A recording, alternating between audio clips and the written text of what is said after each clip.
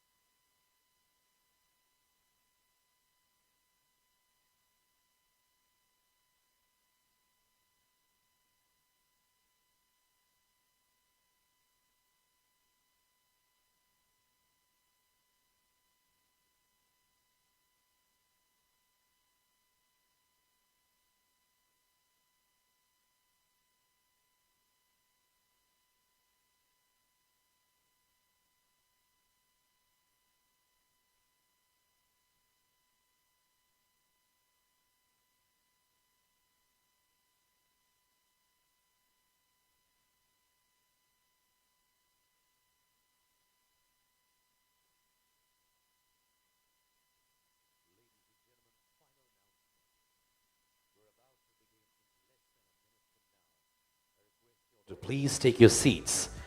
And as requested earlier, please keep your mobile phones on silent. Thank you.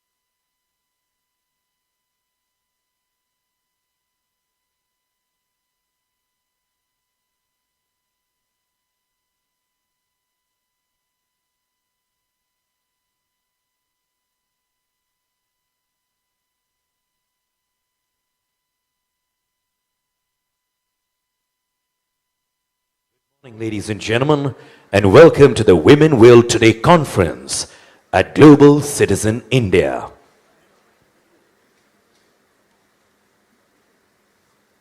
In every corner of the world, gender gaps manifest in many ways.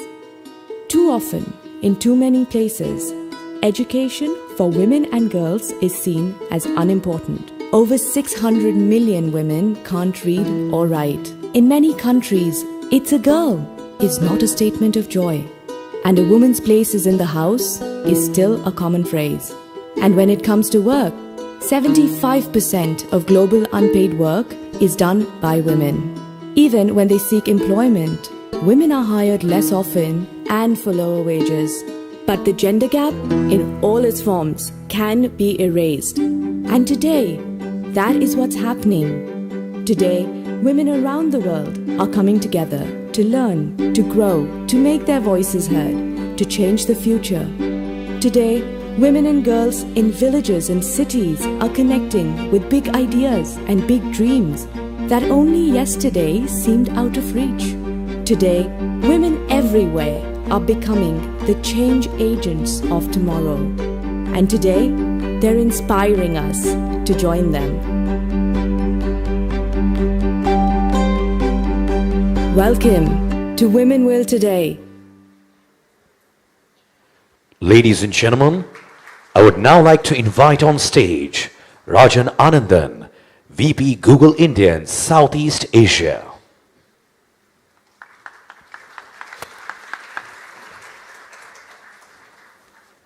Good morning, everyone. Thank you for joining us today. It's wonderful to see so many of you come in to spend time with us at 9:30 a.m. on a Saturday morning in Mumbai. So we greatly appreciate the time that you're taking, and hopefully the investment that you're making in a couple of hours this morning will be worth your while. I'm delighted to be here with several global and regional thought leaders to discuss a very, very important topic, a topic that is near and dear to my heart, and I know near and dear to all of you, and definitely near and dear to Google. I also want to express my gratitude towards Yuri Afanasyev, resident UNDP coordinator, and all our speakers who have joined us here to share their perspectives with us. During the next couple of hours, we've set up a very exciting agenda for all of you, where you'll hear from all the thought leaders who are present with us, as well as several guest speakers we have, whose perspectives I think you'll really enjoy listening to. This particular issue that we're here to talk about, which is how do we create more economic opportunity for women across India, is very important, very timely. And it's a topic that has been very near and dear to me, both professionally and personally, for a long period of time. Today, we are fortunate in India to see women leaders running many of our largest financial institutions. We have women founders and CEOs of some of our largest technology companies. And we have women leaders leading in leadership roles across many companies in India, across many industries. We're also beginning to see young women joining India's startup movement to found and build and lead interesting companies. While the list of these women achievers is small still, it's certainly growing and it's building momentum. However, for a country that is as large and diverse as India, there are several socio-economic and cultural barriers that we need to overcome to create greater economic opportunity for over 700 million that we have million women across all of India. A lot needs to be done to catalyze more women to join the workforce and create more women-led businesses. At Google, we have been very focused on bringing the internet alive for 1 billion Indians. To do that meaningfully, we need to make the internet useful for everyone, including those who live in rural India. As all of you know, in a country of 1.3 billion Indians, over 70% of Indians live in rural India.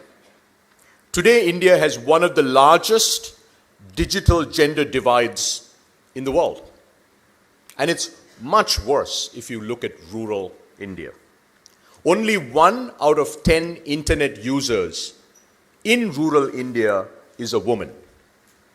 And if you look at it in terms of digital gender divide, and you look at rural India, we are absolutely dead last across every single country in the world. About 2 years ago, at this very venue, we launched our program Internet Sati in partnership with Tata Trust to educate and help women in rural India to get online. Through this program, we're training women in villages across India who can help other women to learn about the internet and use it in their daily lives. At the beginning of the program, we were only aiming at 5 states in the country, but the success and the impact of the program in improving the lives has encouraged us to go well beyond 5 states and make this a national initiative.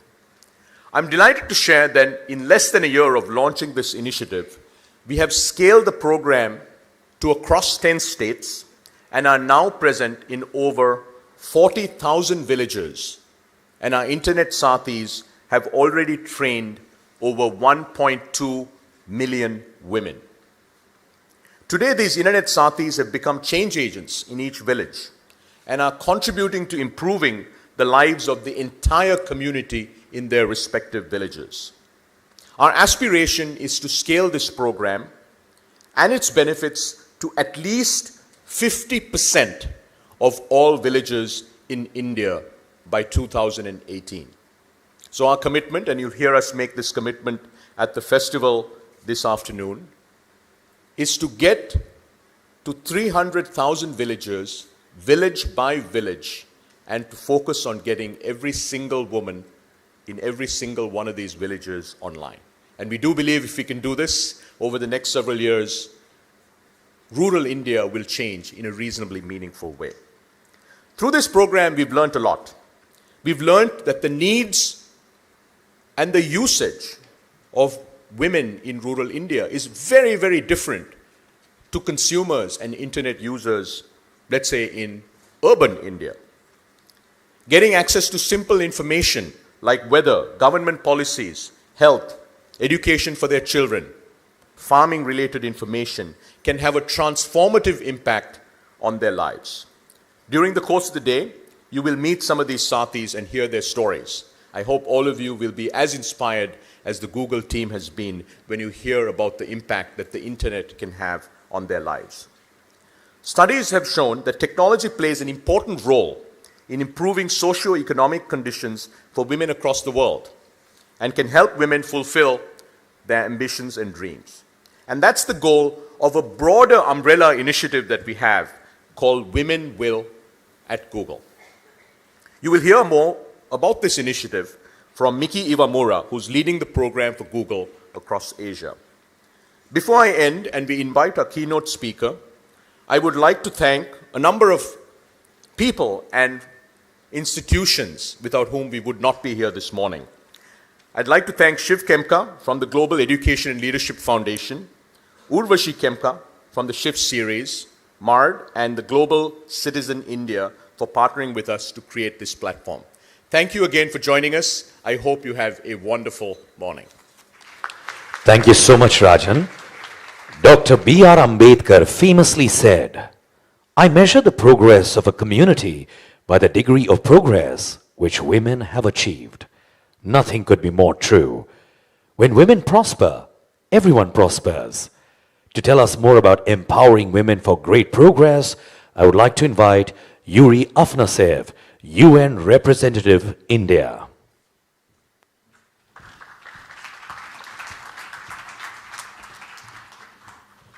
Good morning. Good morning, Mumbai. Good morning, everyone.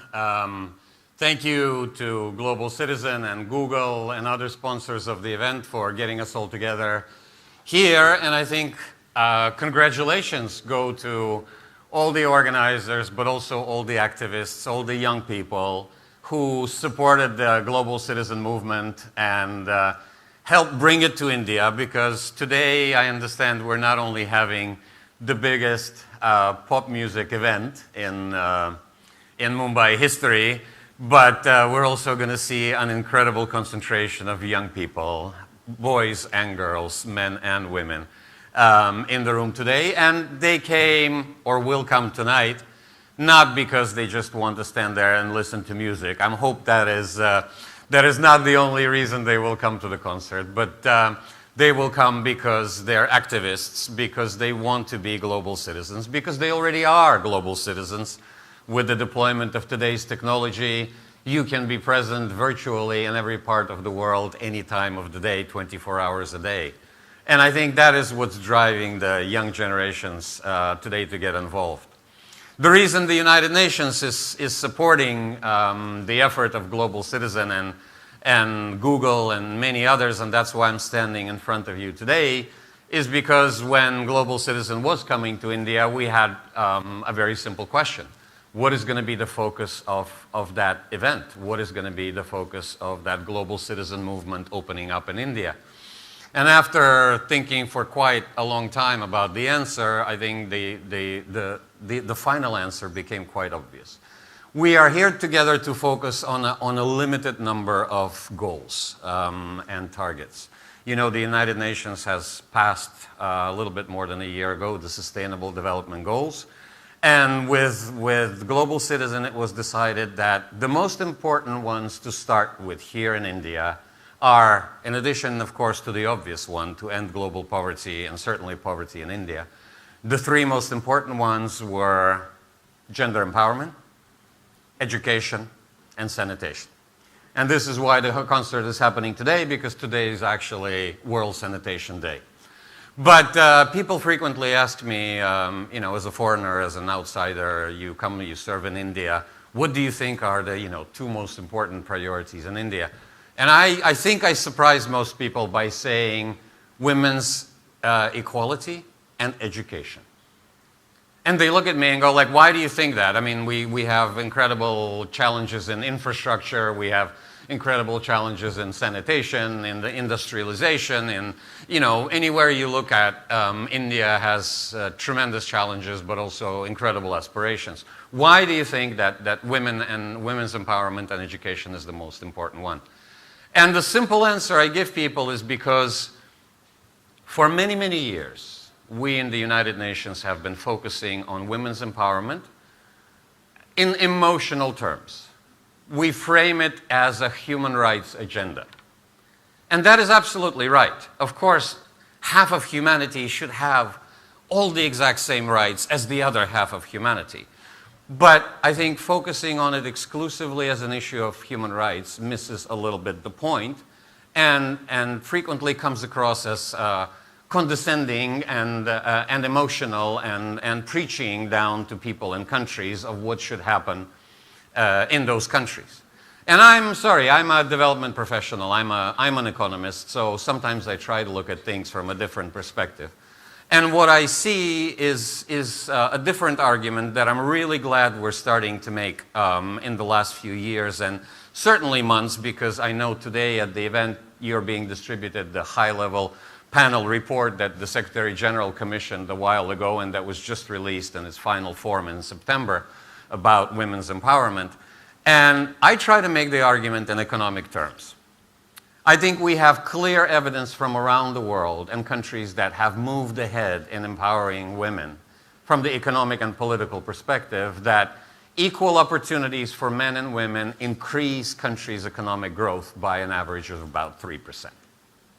Now, I found that in India, a country that is developing at 7, 8, 9% per year, that argument works with policymakers, ironically most of them men, a lot better than the emotional argument about human rights.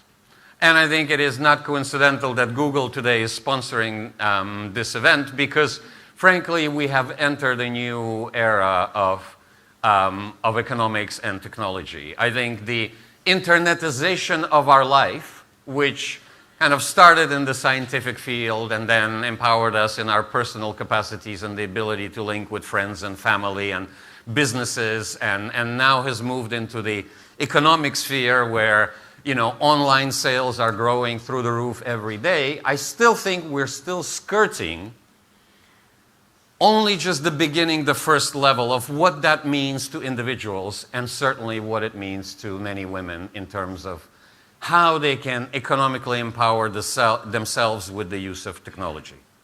I firmly believe, though, that And I'm very proud to be in India and serving in India in this interesting period of history and time. I do believe that in the next 10 years, it is here in India that we will come up with a lot of the answers and solutions to developmental challenges, which will then be replicated in other places of the world.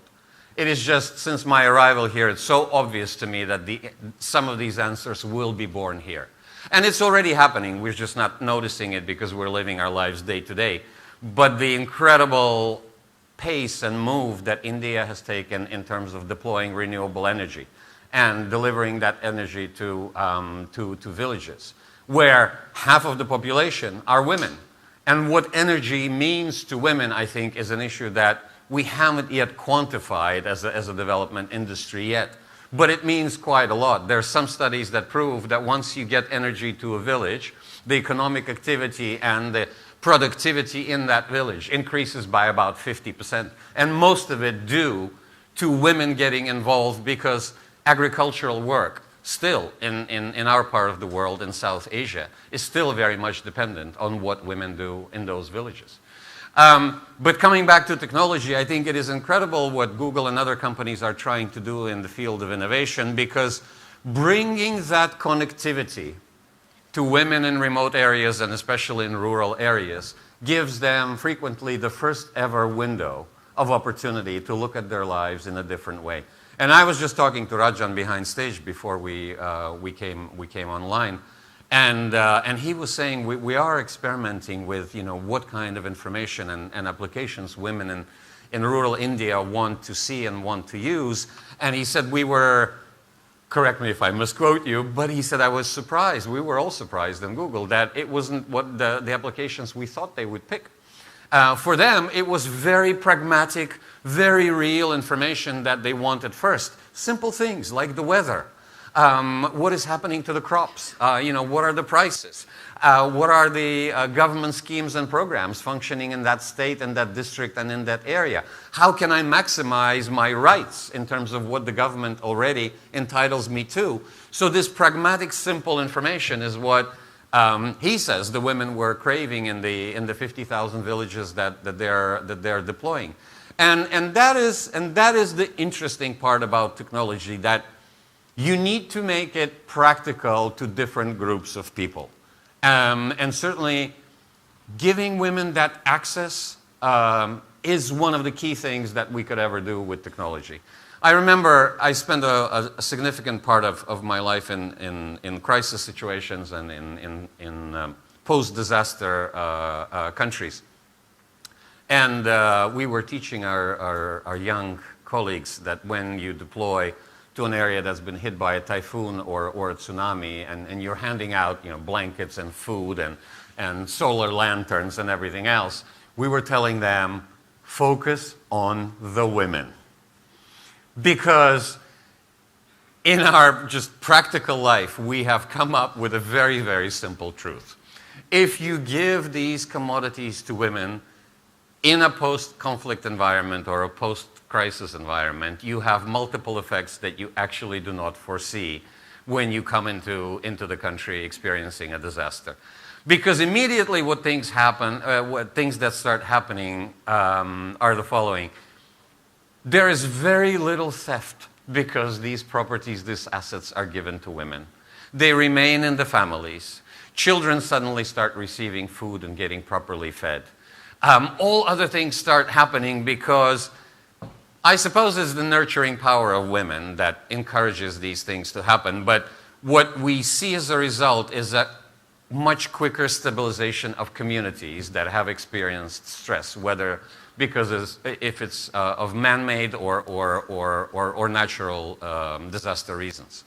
And I think that translates into the argument that I'm trying to make, that the economic empowerment of women leads to multiple economic benefits that frequently we can't even quantify because we cannot look further than the next step.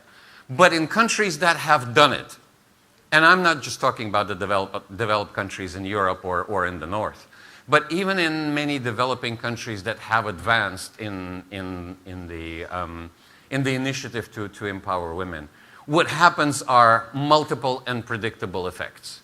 Because when women are economically empowered and they start working and they start receiving salaries, what starts to happen is other industries appear in that market. Because a woman cannot go out and work or start a business or take care of her community without an industry that takes care of children. So you're looking immediately at the appearance of preschool institutions. You immediately see an improvement in the quality of schooling that happens in those communities and those districts. You immediately see an improvement in nutrition for children in those communities and those areas. So the effects are multiple, and that explains the number that I quoted in the beginning of my address to you, which is that we see economic growth of about even over 3% in those countries and in those areas where these reforms and these incentives are created. But I think looking forward, frankly, we shouldn't be overly critical, at least globally, because the indicators do show that over the last 20 years, women's empowerment has worked in many countries.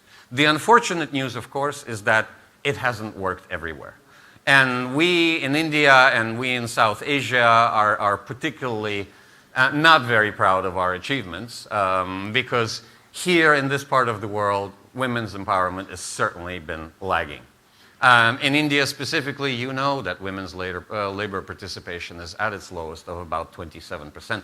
Ironically, with the country's growth and incredible rates of growth over the last couple of decades, women's labor participation has gone down, not up.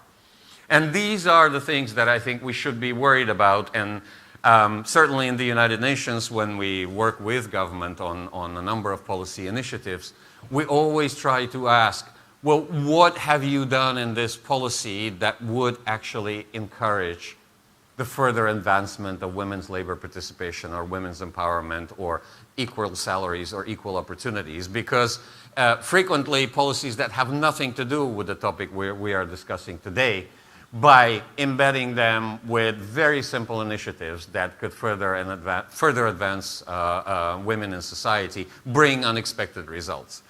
But I think in India we have a long way to go. And this is why we are supporting events like this. We are supporting events like Global Citizen is organizing, but we are also supporting many other things that are happening today in India. I'm particularly proud to say that our agency specifically dedicated to the advancement of women, UN Women, and we have them in the room here with us today, is exclusively focused on issues of women's political and economic empowerment. So with that said, let me maybe finish my introductory notes to you by saying we have a very, very long way to go. And I think in places like India, it's not only what we do in cities where women and girls have a bit more opportunities than elsewhere. India is not just a country. It's a continent with many countries. And I think what is also very clear in India is the geographic disparities that exist and that we note in terms of progress of women in terms of education, empowerment, access to opportunities, access to employment, access to ability to start a business. It differs from state to state and even from district to district. So with all the experts gathered here in the room today, I hope we will have an interesting debate and discussion. Most of you know about this subject much more than I ever will. And I hope to hear a lot of interesting ideas coming out of the room today. Thank you all for being with us today. Thank you for your incredible work that you are doing in your NGOs, I think that's a sign for me to end. In your NGOs, in the organizations that you work with, in your businesses. Thank you to the women leaders, business leaders that are showing the way and showing by example to younger girls what can be achieved across the globe and in India specifically. All the best to you, best of luck, and thank you for being here today. Thank you, Mr. Afnasev. Ladies and gentlemen, we now have a very special showcase of women from varied backgrounds. Revolvardhani, Lakshmi, Manvi and Shalini. Hear them and their stories brought to life by a gentleman who has more than 500 films to his name, an illustrious career spanning now 32 years. Mr. Anupam Kher is a name that needs no introduction. Acting repertoire aside, he is United Nations Ambassador for the He for She campaign and a recipient of the Dalai Lama Award for his work with underprivileged children. A teacher, a motivational speaker, and author of a bestseller titled The Best Thing About You Is You. He echoes that every philosophy in everything he does means the world to him. Please welcome Mr. Anupam Kher.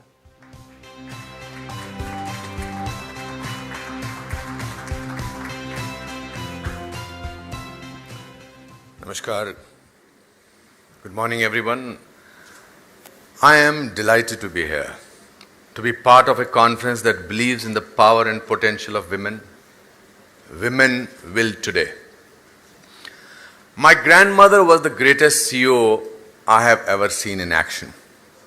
She managed a family of 14 in a 12 by 16 home with such love and care that when I look at myself today, I realize that I am made of many great women for which I am grateful and immensely humbled.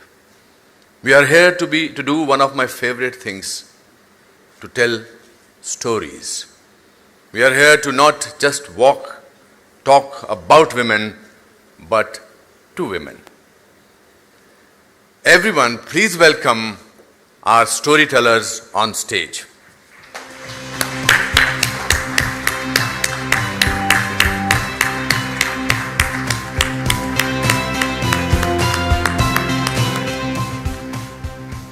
I think clapping should be not that of a 5-star hotel, this thing. It should be a little like this thing for the...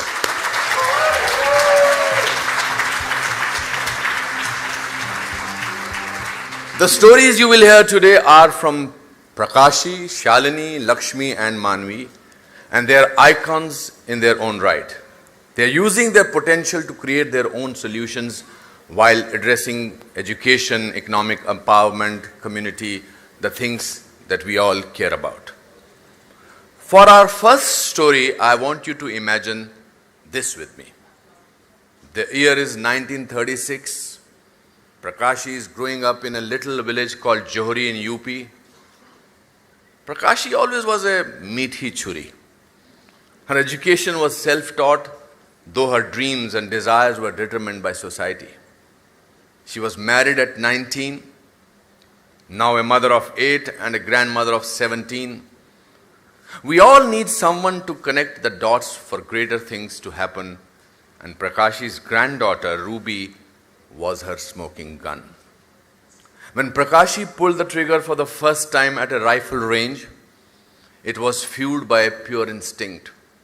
And just like that, at the age of 60, Revolver Dadi was born. Without further ado, let's welcome Revolver Dadi.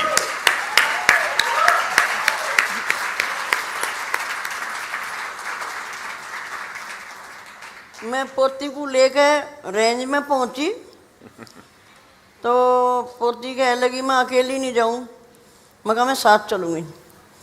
मैं साथ जाने लगी तो लड़कों के admission थे वहाँ, तो लड़के कहने लगे दादी आप भी करो, आपकी भी कैटेगरी है। मैं कहा बिल्कुल करूँगी। तो मुझे भी जितना टाइम मिला था, घेर का काम, बाहर का काम, सब ये धार निकालनी, घास करना, सब कुछ करके जितना टाइम मिला था उतना जग में पानी लेके और प्रैक्टिस करती थी। तो हाथ ऐसा नहीं हले, ये जाम हो जाएगा। तो जितना टाइम मिला था, दिन में भी नहीं मिला, शाम को मिला, शाम को ही प्रैक्टिस करी जग में पानी लेके।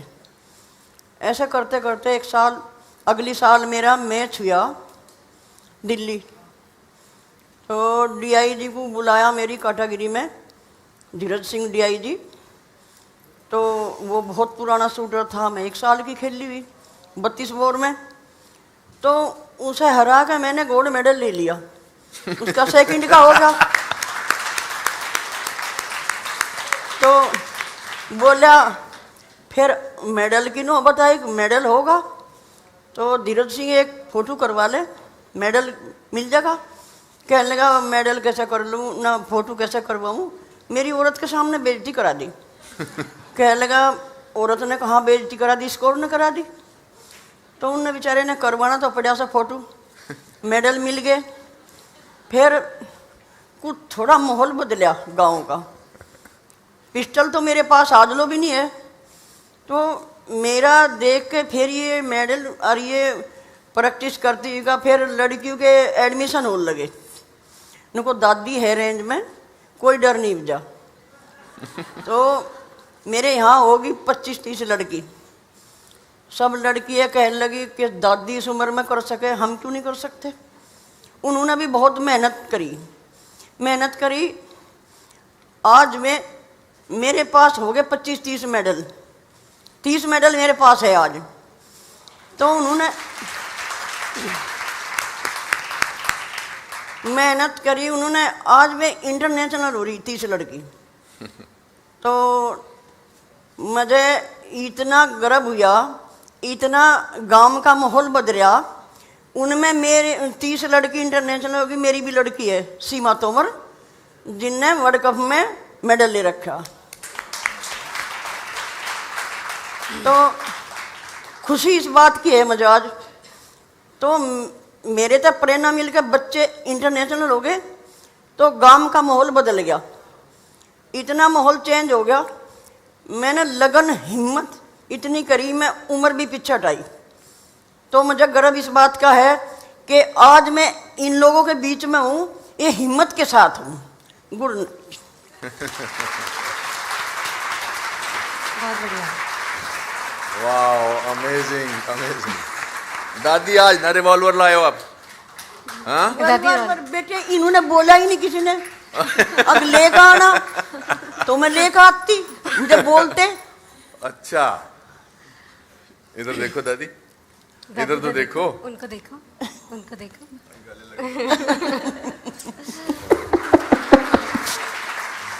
ठीक है। Instinct pulls the trigger, but it's ideas that load the gun. These are the trigger-happy stories we need. Shalini had been everything a successful woman dreams of becoming, an economics major from one of India's most illustrious institutions. By the age 30, Shalini had worked across a dozen-plus nations in Asia, Africa, and North America. She even found the perfect husband and moved back to India in what was the perfect success story. She was doing brilliantly at work and she found herself preparing for motherhood too. Life was perfect. But was it really? Please welcome Shalini. Perfect it was, or so it seemed at that time, till I broke the good news to my employer. And it was at that time, suddenly, my new role, the promotion that I was promised, and everything that I had worked hard for was suddenly off the table. I had to choose. It was either career or motherhood. And motherhood it was. And for 5 years, I took a break from work. And by the grace of God, after 5 years, I now have 2 beautiful children. And it was a wonderful time that I spent with my children during that break and loved every bit of it. But I think there was that itch, there was that passion and purpose to go back to. And I found myself looking for the road that led me here. But it wasn't available. It wasn't an easy path. It was full of compromises. Compromises which you have to make either for your role or the rewards that you want for the work that you've done so far. It wasn't easy. And it was then that I decided that if I need to go back, if I want to go back, it'll have to be at my terms. It'll have to be at terms of when I want to go, and how I want to do, and what I want to do. And that became my sole purpose. And it was very fortunate at that time, a woman friend of mine introduced me to what I do now in the field of women empowerment. And it was, my passion meeting the purpose that I was looking for. And today I live every single day working to empower the women from the underprivileged section to take decisions, every single decision in their life, based on their ability and not based on their circumstances. Thank you.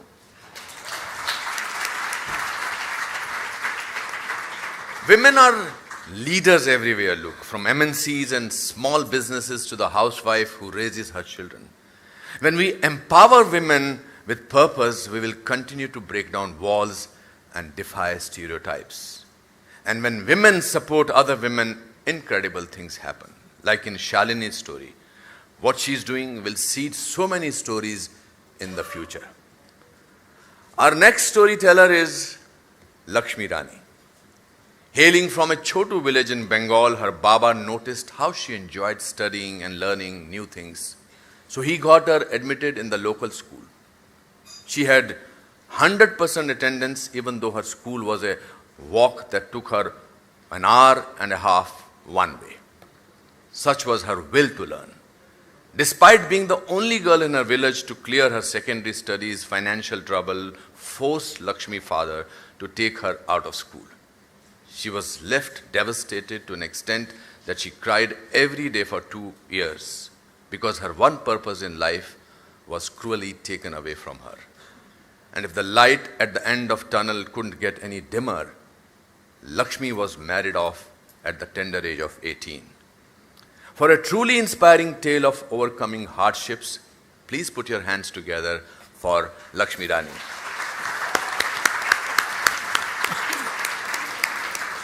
हाँ जी, मैं 18 साल की थी जब मेरा शादी हुआ।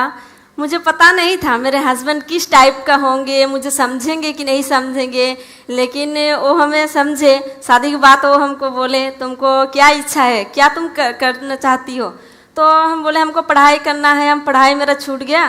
तो बोले ठीक है। तो हमको बहुत दूर था कॉलेज, फिर भी भर्ती करवाएं, खुद गए, साथ में गए, फिर हमको लाए। ऐसे ही चल रहा था पढ़ाई। फिर मैं प्रेग्नेंट हो गई, मेरा बच्चा उसी दौरान हो गया। अच्छा, फिर भी पढ़ाई में कर रही थी।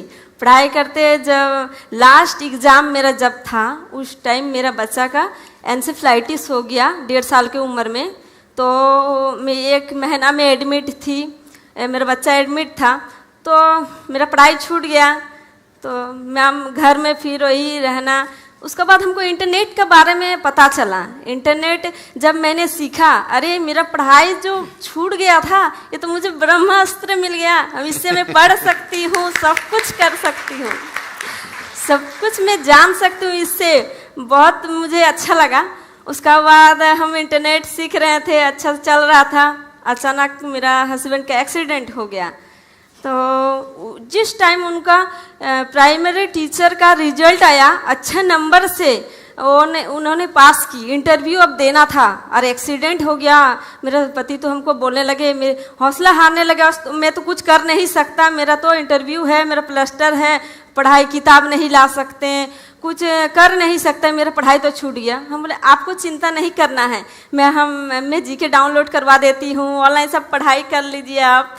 तो अच्छा से 1 महीना उनका प्लस्टर था और 1 महीना में उन्हें पढ़ाई भी बहुत अच्छे से कर ली। इंटरव्यू बहुत अच्छा गया है, उनका रिजल्ट आने वाला है इसी महीना।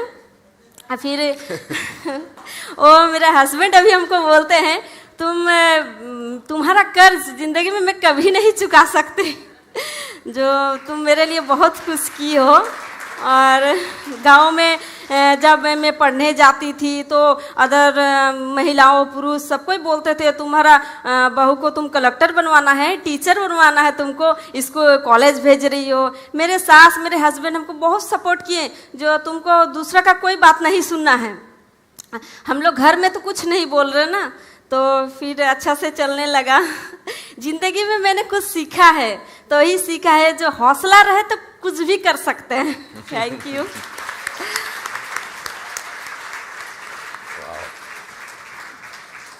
If the uncertainty of life teaches us anything, it's humility and purpose. Lakshmi's will to learn, to find solutions began with herself, but that wasn't enough.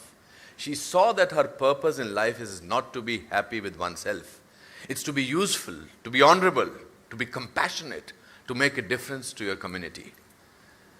When girls receive even a chutki of support, they can achieve great things.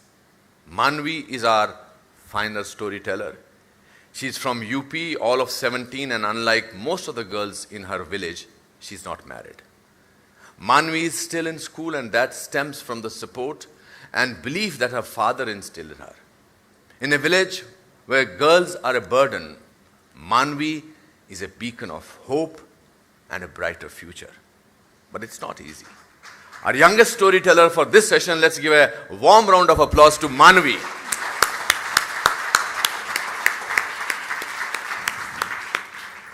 Yes, it was difficult. Wow. Not just for me, but also for my father to support education of my 3 siblings and I. Moreover, I come from a society where education for girls is a rare thing. So we faced a lot of criticisms. But seeing my father not being bothered about it inspired me. And I knew that I had to put all of my efforts and be the best I could in studies. My hard work paid me. I got selected in Vidyayan Leadership Academy, where I am currently studying in 12th grade. Coming to Vidyayan was another transformation. I did not know any English till 5th grade, and then 6th grade, education was all in English. But the kind of support that I received from my teachers and the efforts that I put in helped me pick up that really soon. Also, my parents' words, and they always tell me that education is the only way to come out of the poverty that we have been trapped in. So that keeps me going on and aiming for higher things. After my 10th grade, I got another opportunity to go on a year-long exchange program to US. There, I stayed with a host family, and I saw empowered women. I saw them going out, taking decisions, and doing what they want to do. That not only surprised me, but also made me really happy that I could see what I have always longed for. So when I came back, I had already decided that yes, I have to do something about the situation in my society. I have to bring that positive change here also. And now, being recognized at such events, I really feel that I will bring that change. Thank you so much. Manvi, you are the real future of our country. I think we need to give a big round of applause to their partners, to their husbands, to their family members, to their mother-in-laws. And thank you for sharing your stories with us today. Here on stage, we have 70 years of empowerment of how small steps can achieve giant leaps. From 80-year-old Revolver Dadi to Manvi, who is just 17. Every woman matters because each story provides a unique solution. Dadi, Shalini, Lakshmi and Manvi, these women are our experts, our leaders, our future. So let's do this. Let's add power to what already empowers her, because what women will today will be our future. Thank you to all of you. Have a fantastic day.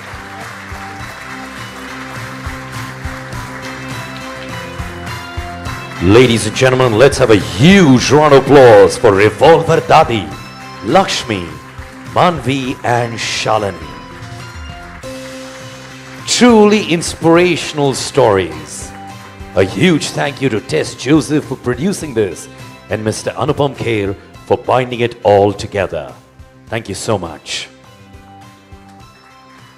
Ladies and gentlemen, a large part of women empowerment involves giving women equal and ample economic opportunities. The next panel discussion, moderated by Mr. Vikram Chandra, who is the consulting editor NDTV and has fronted multiple social campaigns, including NDTV's Greenathon, Save the Tiger, and Education Across Schools. This discussion explores opening up a world of economic opportunities. Please welcome the panelists. Amina Muhammad, Minister of Environment of Nigeria, also served as Special Advisor to UN Secretary General Ban Ki-moon.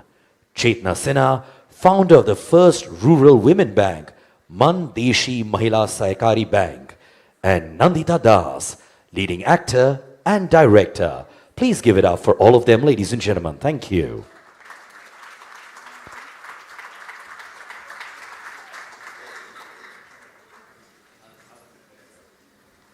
We're sitting here?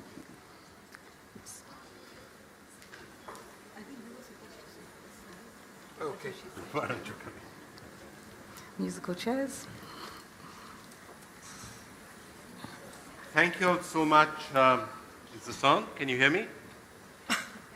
Okay, great. Thank you all so much for joining us. And as we look at how to make opportunities and create opportunities and to make sure that whatever gender disparity there is can be dealt with, I think it's also important to try and understand where it comes from. Because actually, if you think about it, there's a really fascinating book that is making waves. I'd urge everyone who hasn't read it to read it, called Sapiens, The History of the Human Race, or the History of Humanity. And one of the interesting things that comes out is how through most of human history, there has been gender disparity and gender discrimination, although it's not really clear why that should be the case in the first place. So where do you think the problem is coming from? And maybe I can ask each of you where the problem originates from, because once we've understood the problem, we'll be able to find a solution. Why don't I start with you? Why? Where does it come from, to your mind? Oh, well, context most of the time. I think we have to be clear about the world that we're born into and what that expects of you. And so in different parts of the world, in different villages, it's culture, it's religion, it's the status quo. And I think that so from the very beginning that you come into being, one of the eldest of 5 daughters, that's where it all started, was that, my father was not considered lucky to have not had a boy and just 5 girls. And so we were constantly trying to prove ourselves. More importantly, we're constantly trying to impress him. It was never really much about my mother, and yet, my father was never alive to see the achievements I have, but my mother was, and that's what's kept me going and the steel in my spine. So I think it is really about what you're born into and the possibilities and opportunity, and so it begins from the very beginning: education, education, education. Education's the way to make the change and to try and do that. But as she said, why this across cultures, across countries, across religions, across time spans, this feeling, oh, the daughter has been born, isn't that unlucky, isn't that sad? And it's not today, it's not 100 years, it's been there for thousands of years, and it's not clear why that should be the case. I think the problem comes at a 2 level. One is that it's about because you have a daughter, she cannot inherit property, she cannot own anything, which means that you have a daughter, by birth, she's assetless. There's no assets. And if the son is born, by birth, he owns the property. So I think that is one. And the second problem, I would say that, which hurts more, is come from the highly educated sector. When I say that, what I mean is that the uneducated mother, she doesn't know anything. That is a preconceived thing. And people think that way, whereas it's not. I'll just share one experience. When we were setting a women's bank, we applied for the banking license. It was rejected because promoting members were non-literate. Who rejected? Central Bank of India. So the educated think, the non-educated doesn't know anything. When our women said that, you have rejected for that, and so after rejection, they studied, we applied again, and when we applied again, women were there, and they said that you rejected because we are not educated, but tell us to calculate the interest of any principal amount. If you fail, don't issue the license. So the license was given. We started a rural women's bank, and here I want to say that who rejected? Because we have to unlearn. We have these myth that uneducated cannot do anything, but our women can manage finance much better. So these are the 2 things I feel very strongly. Right. Nandita?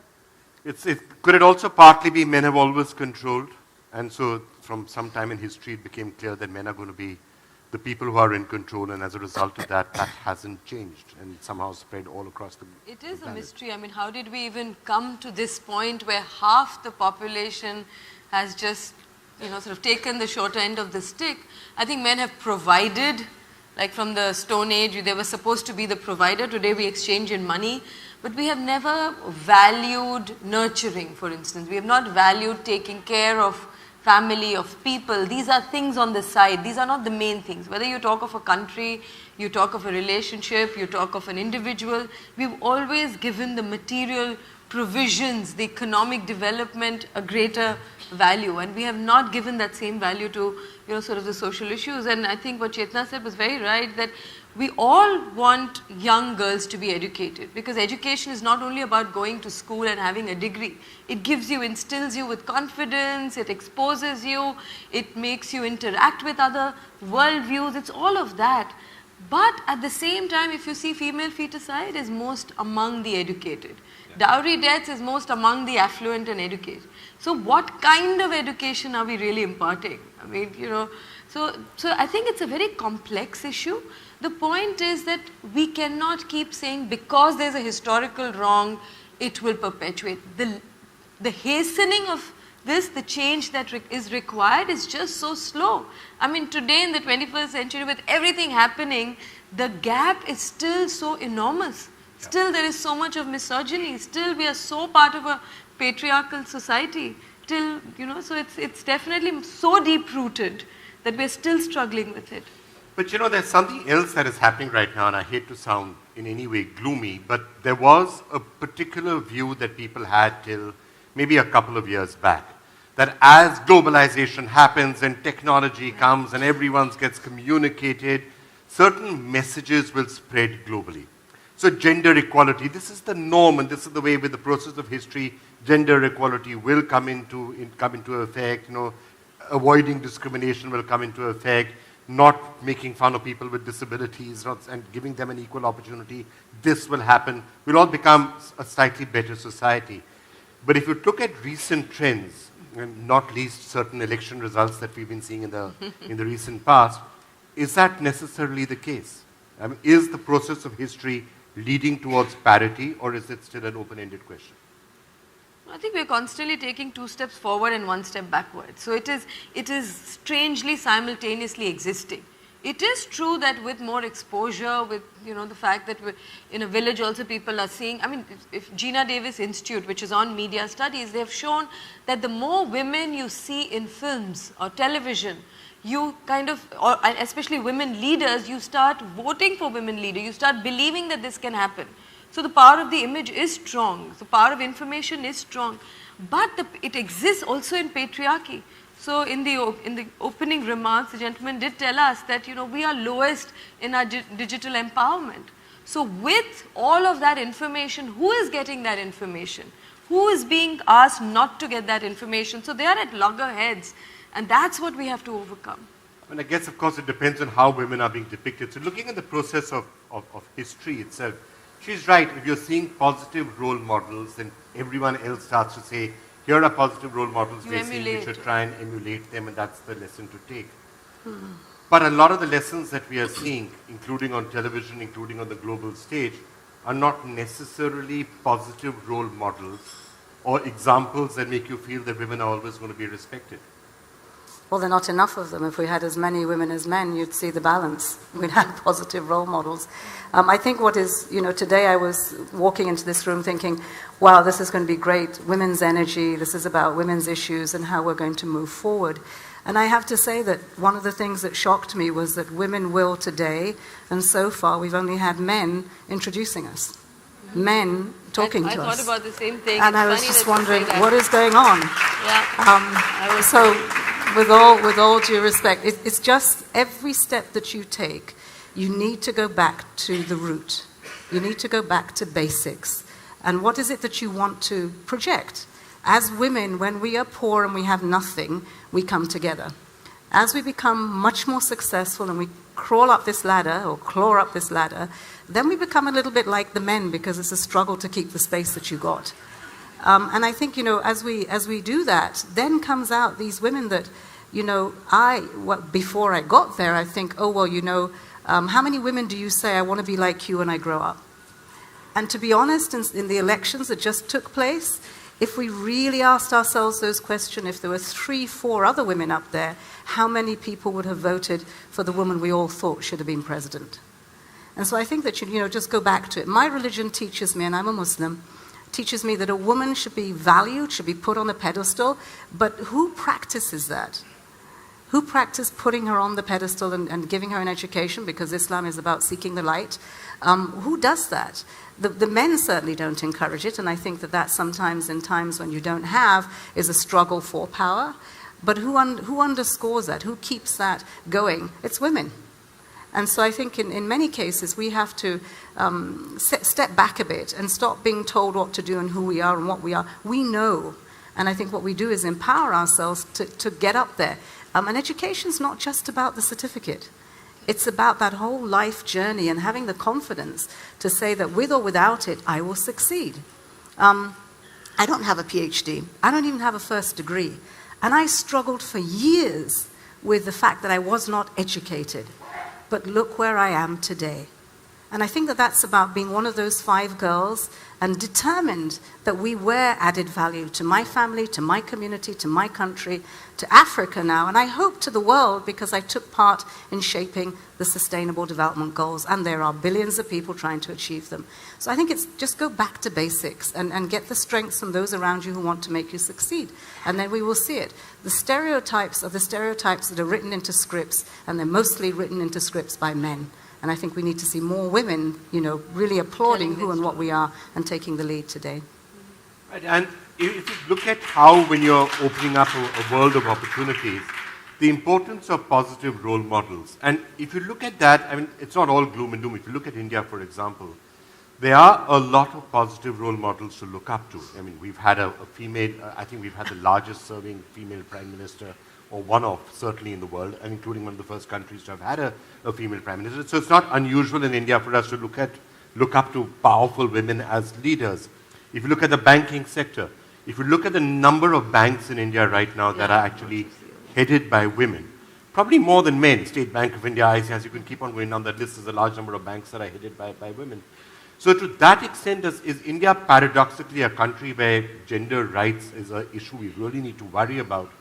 But at the same time, sometimes you feel that the glass ceiling may not be as strong as it is in some other countries. So I would like to share, like you gave the example of banking sector and all that. It's very interesting that on one side you have that, but on the other side, 60% of the population, women in rural India or more than that, do not have a bank account. That is the other reality, right? And so when I say that, and I was thinking in my mind, who are my role models? My role models were there sitting in the previous session. My role models are women who are using our micro ATM card. I'll just share that by technology or the global platform, will that reduce the disparity by itself? No. You will have to listen to these people. And I'll share that when we were introducing micro ATM card for our women for doorstep banking, and we were trying to say, you're not educated, we'll teach you to remember PIN number. They said, we don't want PIN number, find other solution. We said, no, it's not easy, it's easy, 6 digit. They were very clear, we don't want PIN number, find other solution. Then we used biometric. And then these cards are used by women by using biometric. The simple thing is, they know what they want. Make your solution simple. Don't provide poor solutions to poor people.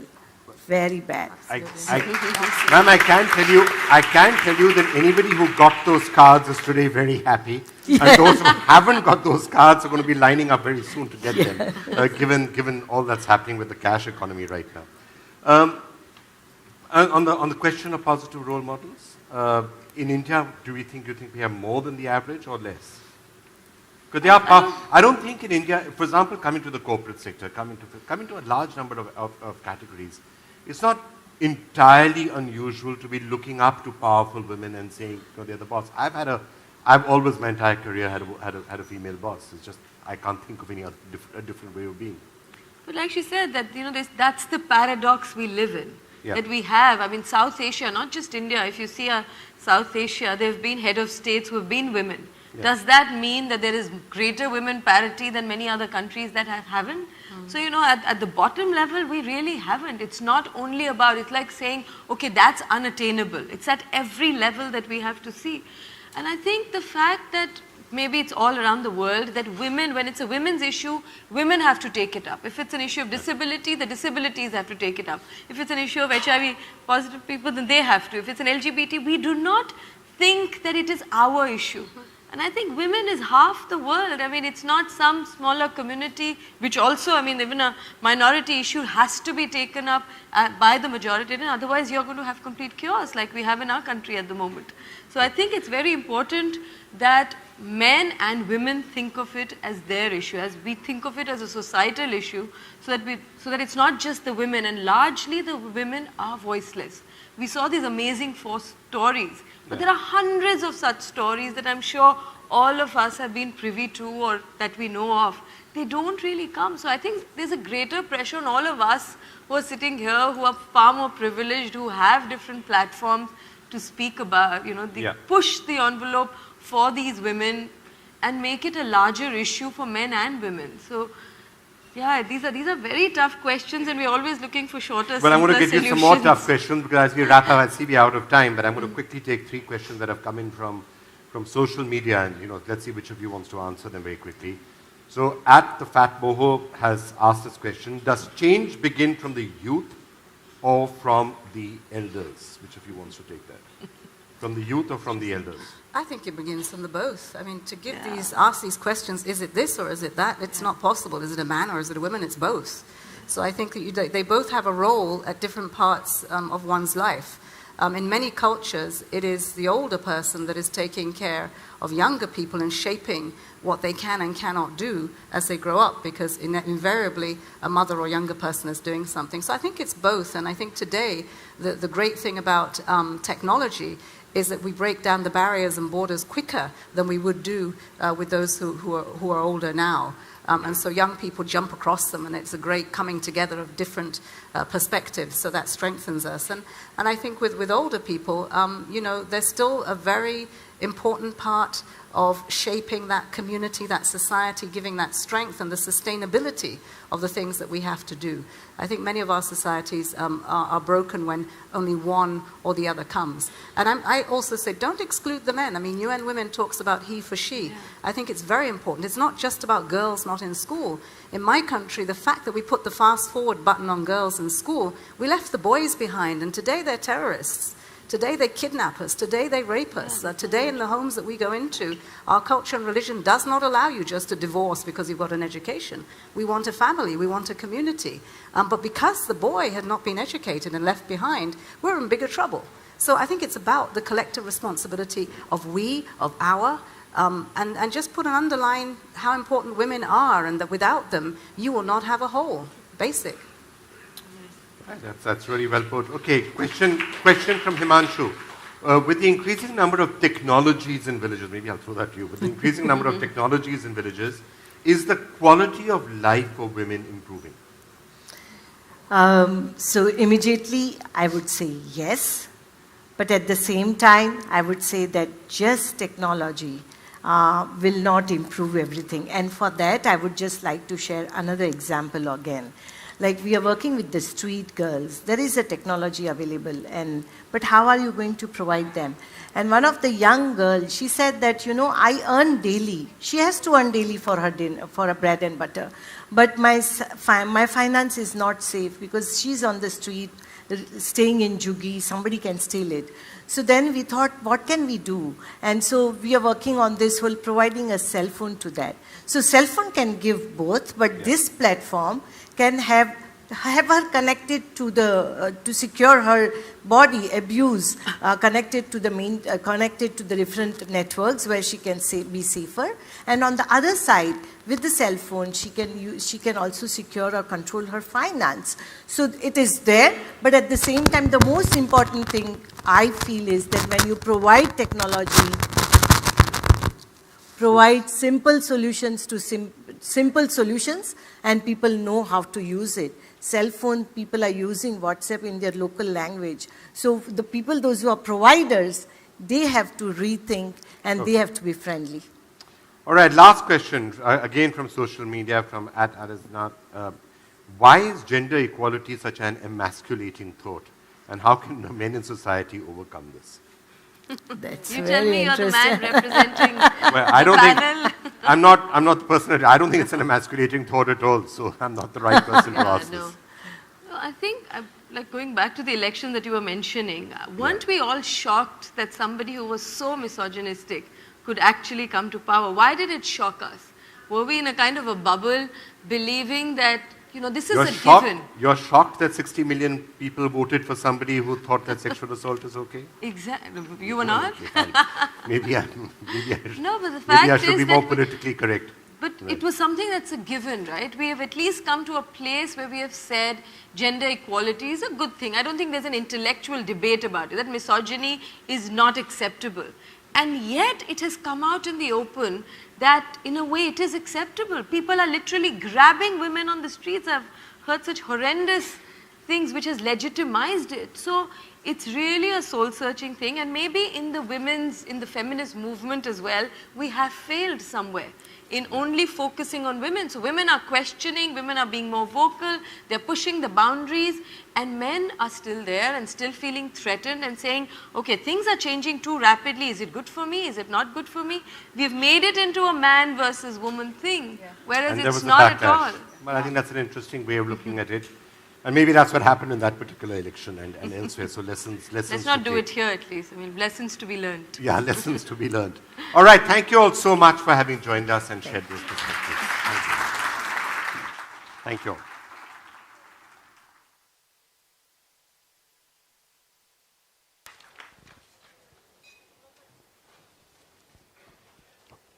Thank you to all our dignitaries on stage. Give it up for them, ladies and gentlemen. Thank you so much.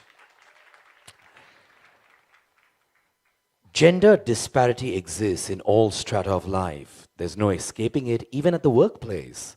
The next panel discussion focuses on bringing parity at work and creating a more supportive environment for women. The discussion will be moderated by Surbhi Upadhyay, anchor CNBC TV 18, and the esteemed panelists are Sairi Chehel, founder She Rose, Sapna Chadda, country marketing manager, Global India, and Dr. Asa Torkelson, deputy representative, UN Women.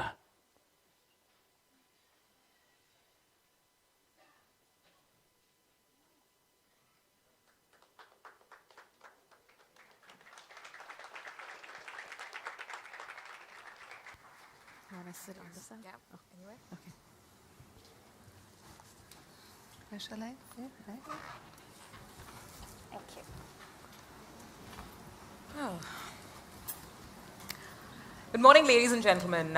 Wonderful morning, and great to be here listening to some of the thoughts that have been already exchanged. And here we are with the second panel and three beautiful ladies with me.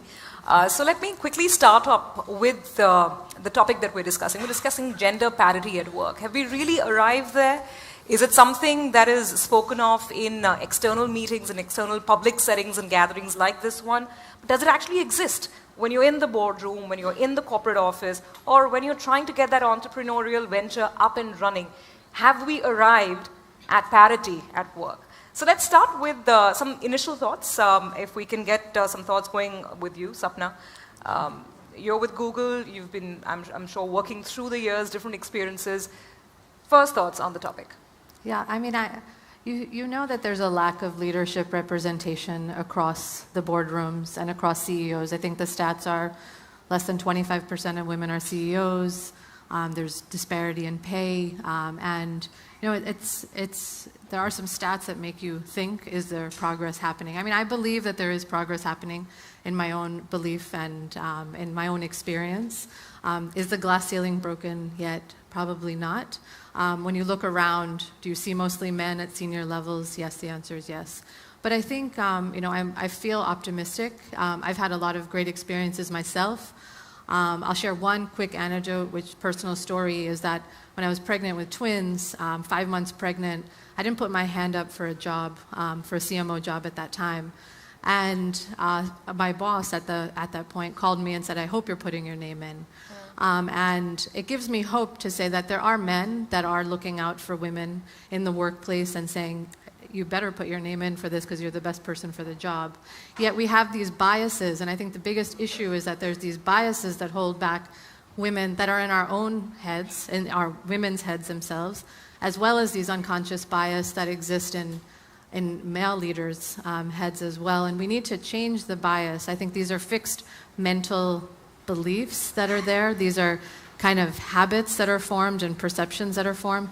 And without changing the bias, these unconscious bias, we won't see the kind of change that we're hoping for. Okay, some interesting thoughts there. Sari, let me come to you. You work with women across, a diverse spectrum, and you're very well versed with entrepreneurship yourself.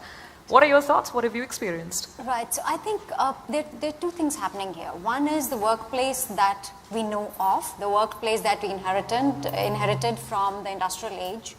But fundamentally, work is changing. The design of work as we know is changing. And organizations of future are not just hierarchies on top of each other. They are actually very collaborative, very interdependent ecosystems.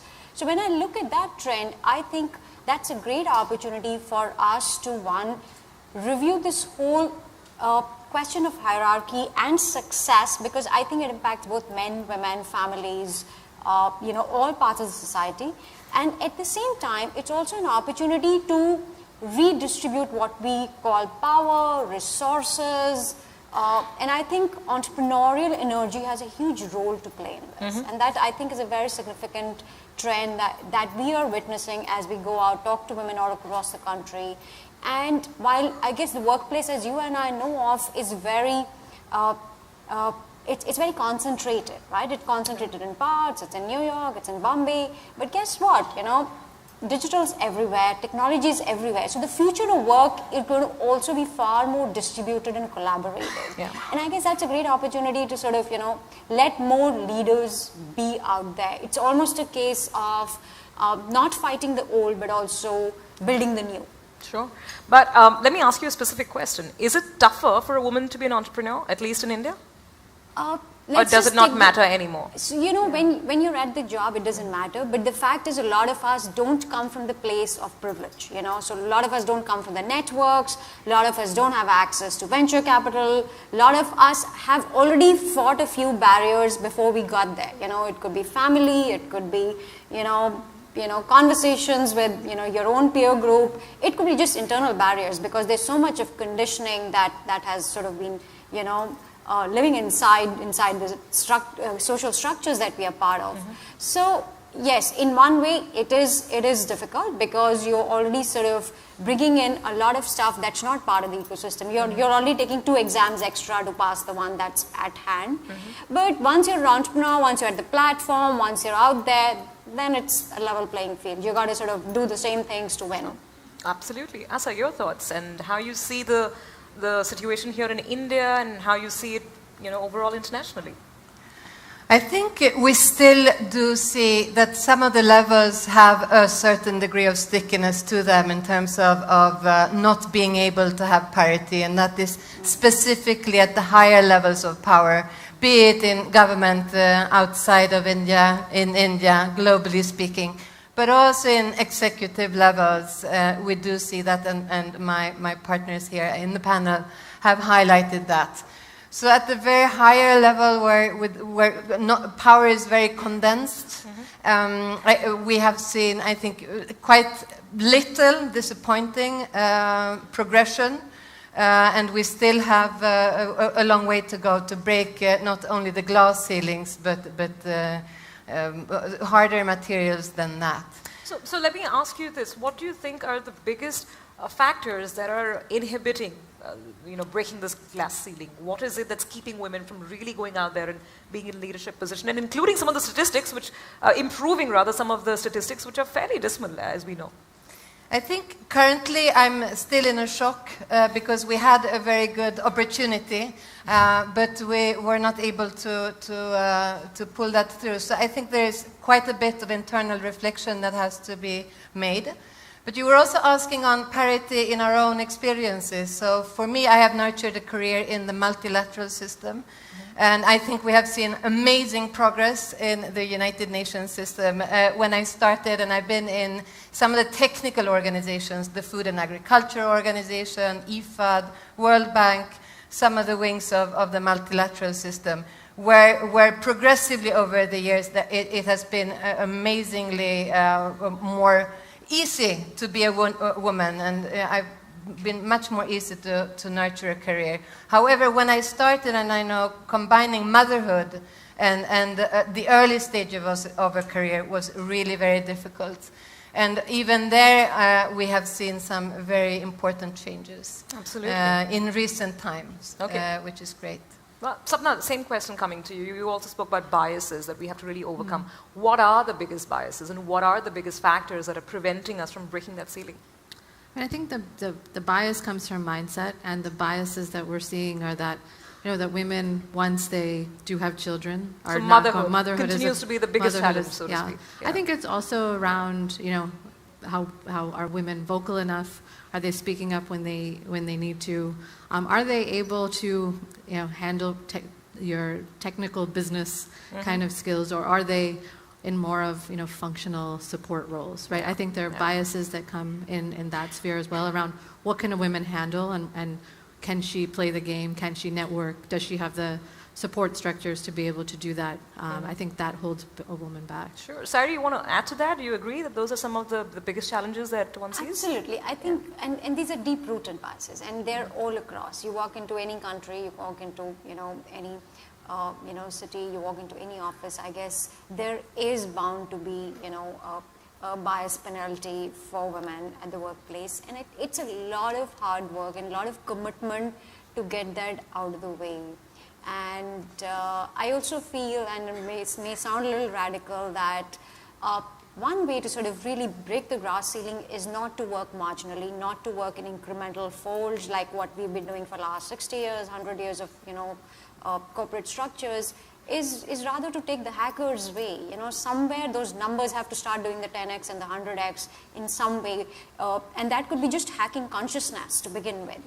When there is enough conversation, change happens. And then there is a tipping point somewhere waiting to happen. And I deeply feel the same is going to happen with digitization and women getting online and women and that's a tool of empowerment. That changes the game because you have a voice, you have identity, your core questions of self-esteem and everything else you were dependent on others for are now being solved by you. And that's it's catalytic. The change is faster at that level.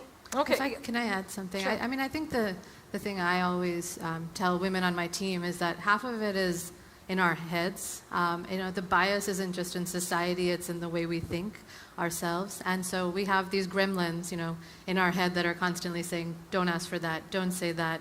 And ultimately, that's what's, women I feel are also holding themselves back.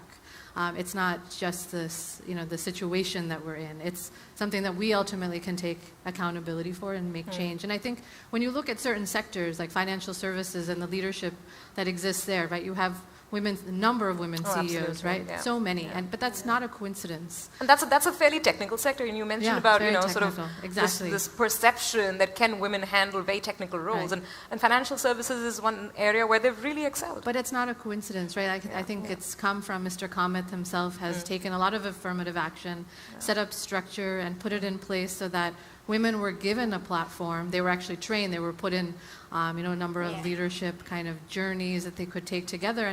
And he's, created many women leaders, not just at ICICI, but they've gone to other banks. Yeah. And so the question is, are we set up in that way? Are corporates doing enough? Or non-corporates or government?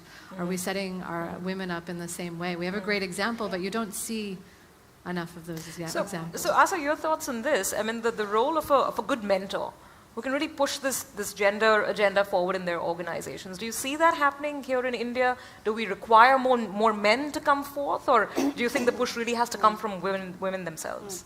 I think everyone has to play her own role in this particular journey towards this objective. We all have a role to play. And specifically, I think as managers, we have a very important role to play. And we can no longer tailor, I think, the grand solutions that should apply to all. But what I'm saying is that women at different ages require different types of support, and that we will need to tailor our workspaces accordingly. And I think technology there can be a very useful tool for us, because as a manager it will be also quite impossible, but maybe you could be clustering your teams in accordance to the different types of coaching or mentorship models that are needed. But definitely I concur with you that a lot more empowerment and mentoring and coaching amongst ourselves is really needed.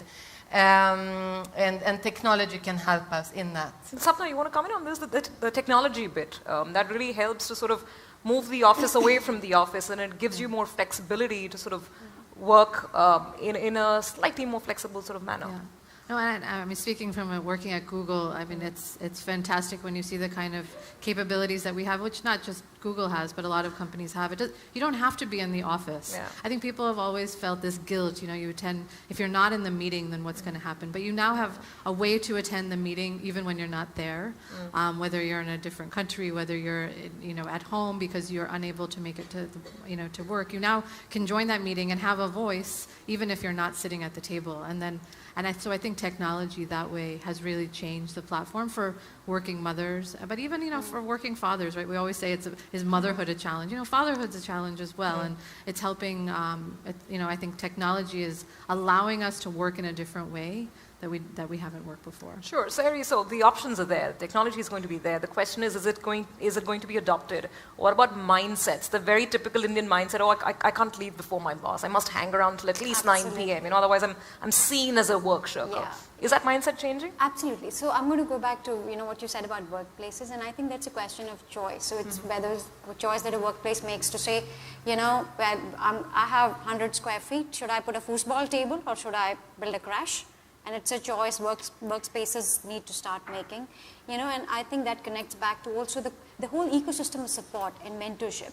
And if you historically looked online, I think everything related to women was super pink. It was super stereotyped. It was all around 5 categories of cooking, parenting, fashion, relationships, which is great. But I guess the voice of the professional woman is yet not out there in numbers. You know, all of us are just restricted to metros and, you know, in rooms like this. And I guess that's the big hack, and that's the, you know, number that needs to change. And that change will happen when technology allows it. And allow me to share an example with you guys. Please do. So at Cheetos, what we feel is that there is enough ecosystem, there are enough jobs, there are enough opportunities, there are players that are playing their part in skilling, the government's doing their bit, you know, partners like Google are doing their bit. Now, what if we just created conversations and a system of mentorship, peer mentorship, expert mentorship, you know, senior mentorship or a domain expert mentorship, and that's what we did. So we put together this helpline, it's a career helpline on a simple Android app. And guess what? There are women logging in from villages near Lucknow, from, you know, villages like Chhapra and Balia in Bihar. We wouldn't have ever imagined that this is where it's going to go. But guess what? People are, you know, changing the game. The mindset is changing because now there is enough category out there. There's enough content, there's enough conversation, and if we just keep populating this, you know, it's like we heard these 4 women talk about their stories. All of them have a different... Pardon me for interrupting, but what are these women looking for? So look at this. There are 4 women who we just heard, right? They all have very different contexts, which means success as one size fits all doesn't work. And that's what we have to allow technology to do, to enable their own little context. So whether it's by way of information, by mentorship, by a system of resources, or looking for opportunities, or working online, or becoming a micro-entrepreneur, I guess those are the possibilities that will keep adding up. You know, imagine 100 micro-entrepreneurs means there's going to be a large organization somewhere that somebody's built this. And I guess more women in the system is also the pipeline that we definitely lack right now to build the leadership that we need to build at the top. Okay. Asa, your thoughts on, you know, this whole issue of who's moving quickly, who's moving faster.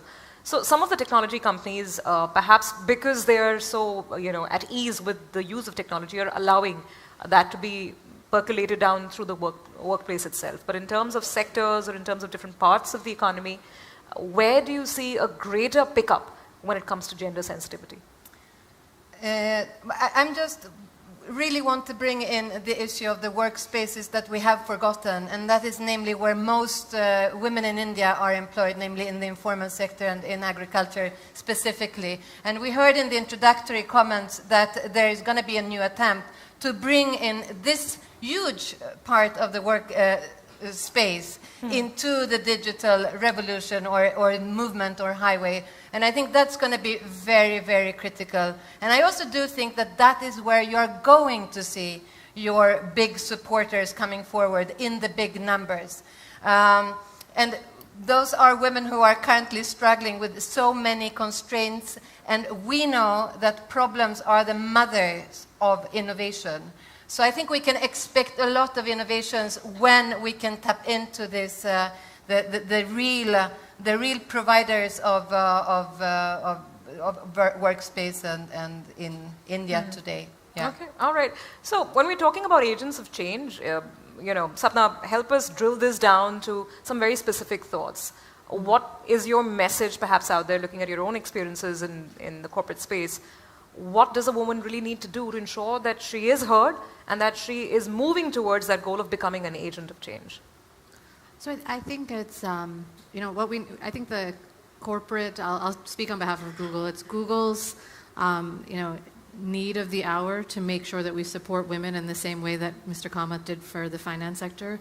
And I think what we're doing at Google is to actually make sure that people are aware of these unconscious biases that exist. Because if we can put that at the forefront so that men, women, leaders, junior members of the team understand that there's these unconscious bias, then we can make change. And we can all be collective change agents. Because I think, in the past, people have said, oh, Sapna, why don't you be a role model? Why don't you mentor people? Why don't you, show, other women at the company that, you can have it all and be a mother and balance corporate stuff. But I can't change this myself, and agents of change have to be throughout the entire organization. So at Google, we are trying to ensure that every single employee in India as well as outside of India understands these unconscious bias when they are hiring, when they're promoting people, when they're doing compensation, increases at the end of every year, so that ultimately we can have an equitable workforce where everybody is inclusive, where people are at their full potential, and we're realizing the benefits of an inclusive environment. Okay, Sari, your thoughts, what women need to do to ensure that they are taken more seriously and that they can move down that path of progression, and also what perhaps organizations need to keep in mind. It needs to go beyond just HR mailers and beyond policy notices, right? Absolutely, absolutely. Yeah. I think the conversation is in everyone's hand. It's right from, the first time an intern walks into an organization, till the time, we're sitting at the board, deciding the future of the organization. I think these are very specific co-owners of gender parity at work, and at the same time I think we need to constantly evaluate our own assumption. I definitely feel the discourse has become very narrow, and until we open it up so that people with very diverse voices come into the discourse and make it richer, because gender parity is not just workplaces as you know it, it's industry, it's art, it's creative, it's rural, it's all across. And I guess and once we see those, it's hacking by numbers again, right? Those numbers adding up, change happening at a grassroots level, at the young women's level when they're entering the workforce, and of course at the corporate level where the bandwidth, the privilege is very different from that somebody who's not within the system. And I guess these two need to sort of... But allow me to ask you this. Are you happy with the way a lot of corporate policy is shaping up? And at least at the policy level, sure, gender sensitivity, gender parity, these are objectives that are part and parcel of any core corporate ideology. This is very relative. But the question is, letting it drill down to the last mile, letting it drill down to the decision-making level, the hiring, the promotions, etc. Are you satisfied with the way it's being implemented? If the question is satisfied, no, definitely not. But if you ask me 10 years ago where we were or 5 years ago where we were, I think just the sheer number of organizations trying to make that effort. And it's a journey. It's an evolutionary journey for every single organization. Some have definitely made a better grade than a lot of them. But And is that a sectoral thing? I mean, Sapna mentioned financial services, which have done phenomenally well in this country with respect to women. So IT did for a long time, right? Yeah. IT did, and I think while IT did, product is not doing it. You know, so there is a little discrepancy there. But at the same time, retail, infrastructure, manufacturing, these are sectors I think who have who are trying to play catch up, who are trying to get there. And I see, in fact, the most conversation I hear these days is actually from manufacturing, which is, very, very encouraging. Okay. Would you sort of want to sort of give out a word there to Indian companies on perhaps what they can think of in terms of letting more people, letting more women have a voice and letting this agenda actually reach its potential, the fact that we want parity for women? Any thoughts that you'd like to share from the Google experience? I'll just leave with the thought that I think companies are doing their part to make sure that women have the means, but I think there has to be a cohesive support structure put in place to allow women in the pipeline to be able to grow. I think sometimes we focus only at the top then, and we're not creating the pipeline at the bottom. So my message would be you have to start at the bottom and change the mindset across. Okay, all right. Well, ladies, we actually have some questions from social media. So if you're up to it, let me quickly shoot these across as well. The first one is from Inderpal Singh, and the question is, why the top CEOs from around the world comprise only 1% of females? Basically, I mean, why is the number as little as 1% when we're looking at top global CEOs? Sarah, you want to share some thoughts? So I think there are two things responsible for this. We all inherited the industrial economy. We all came from that mindset where obviously men got there first. It was built like that. It was built in a way that men worked 9 to 5 and women looked after children, at home. But guess what? Now, if you look at some of the, top CEOs, the GM CEO, Pepsi CEO, they're all women. They are, And her remark, since you mentioned the PepsiCo CEO, Ms. Nui's remark about her own role at home, that of course sparked a global debate as well on the role of women. Absolutely. So I think what we are missing out in this whole piece is that this agenda is not just women's agenda. It's actually a family conversation. It's also maybe bringing men into that conversation not only to support themselves but also to redesign success for themselves, because I guess those stereotypes also hamper men and their contribution to the workspace and family. Any thoughts, Asa? Why only 1% of the top global CEOs are women? No, I think I agree with you that there is a lot of socialized culture and then also the networking where the recruitments are actually happening. And also the formation and composition of the boardrooms are also contributing to this particular perpetuation of power. So I don't know, I've seen some innovative solutions training women to be board members so that there will not be any excuses to say that there are no qualified women, for example. But it helps only so far because, again, you will have to access these particular networks. And I think all the unpaid work that women do also hold us back from engaging in the particular networking needed, one. And number two, from engaging in many of the important power spheres, namely also in politics.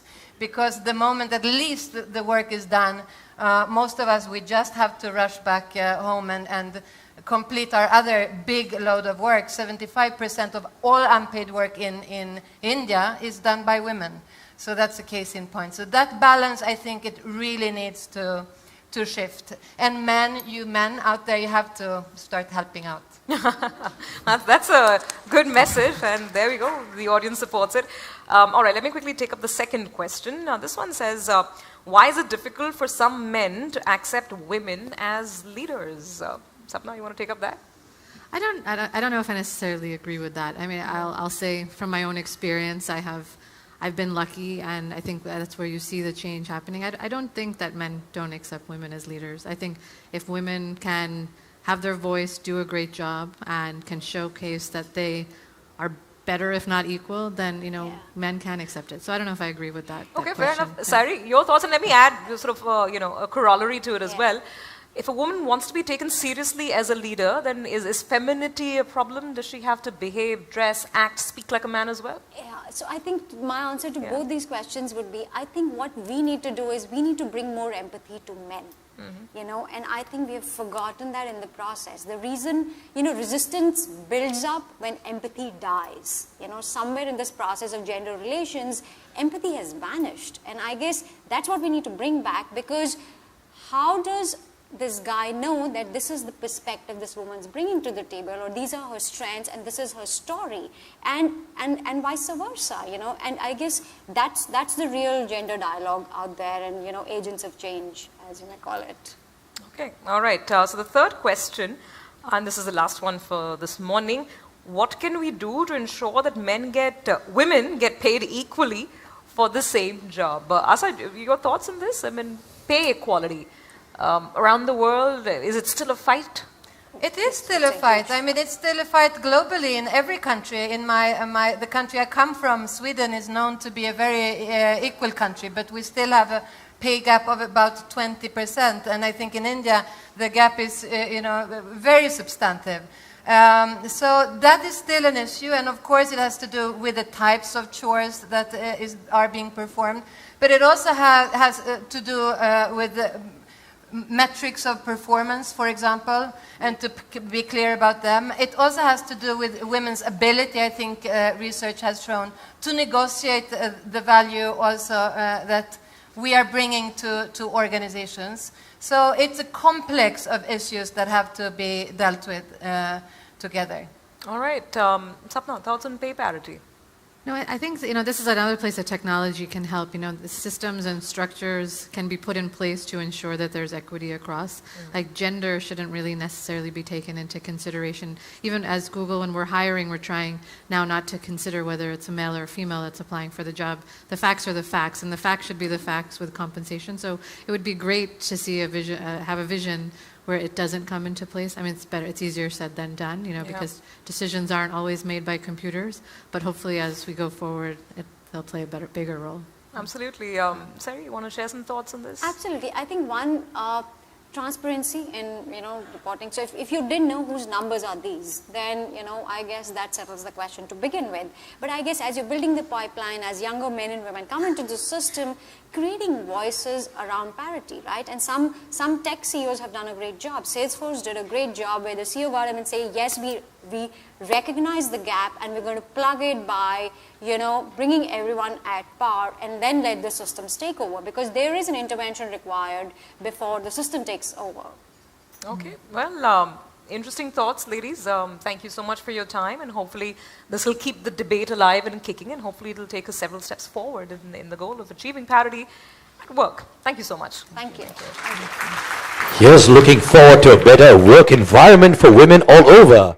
Thank you, Ms. Chahal, Mrs. Chadda, and Dr. Torkelson, and of course, Ms. Upadhyay.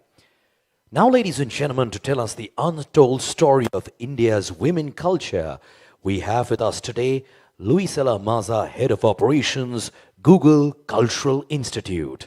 Please give it up for her, please. Thank you.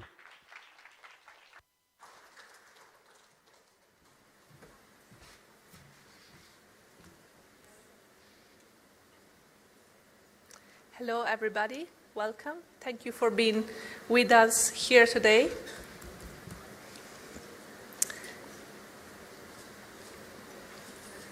And we're going to get started. It's a true honor, a real privilege to be here with you today. It's very, very exciting. I'm hoping that we can reflect on the untold stories of women in culture of India, the project we are launching today, and take also the opportunity to think about what Google Arts and Culture is and what it does together. So we're going to start from that. We're going to start from Google Arts and Culture, the initiative that Google is leading to make more culture more accessible to everyone, everywhere, for free. We started off back in 2011 with, 5 years ago, there were only 17 museums that have come online on this platform, very brave, pioneering museums that have decided to share their heritage online. And today, there are over 1,300 institutions that have joined this initiative, that share this vision, that share this mission to make their heritage, their culture, their collections more accessible. There are more than 50 million people that visit this platform, and over 6 million images, videos, archival documents, and artifacts that are online today. In India, it's been a tremendous history of success. We have been very, very fortunate with great partners that believe in this mission to share more Indian culture, to make it available with the world, with everyone, everywhere. We started off back then in 2012. The National Museum and the National Gallery of India came online, embraced this mission, embraced this vision, decided to share their heritage, and have opened up the doors for many, many other institutions that go from the Archaeological Survey of India, focus obviously on archaeology, but many, many different fields of culture of India are coming online, from street art to dance and music in performing arts, to collections very, very well known, like the Dr. Bauda Gilad Museum here in Mumbai, to those related to a completely different field of culture that was natural history, one of our most recent and most successful projects that have seen huge participation around the world for partner institutions, including here in India and particularly here in Mumbai. So it's particularly exciting today for me to announce the launch of the latest and the newest project here, as we are approaching at the end of almost a year of work. The project is the Women of India Unheard Stories, and this is in your pockets today for free, available to anyone, anywhere, on Google Arts and Culture. So what is this project about? What have we set off to?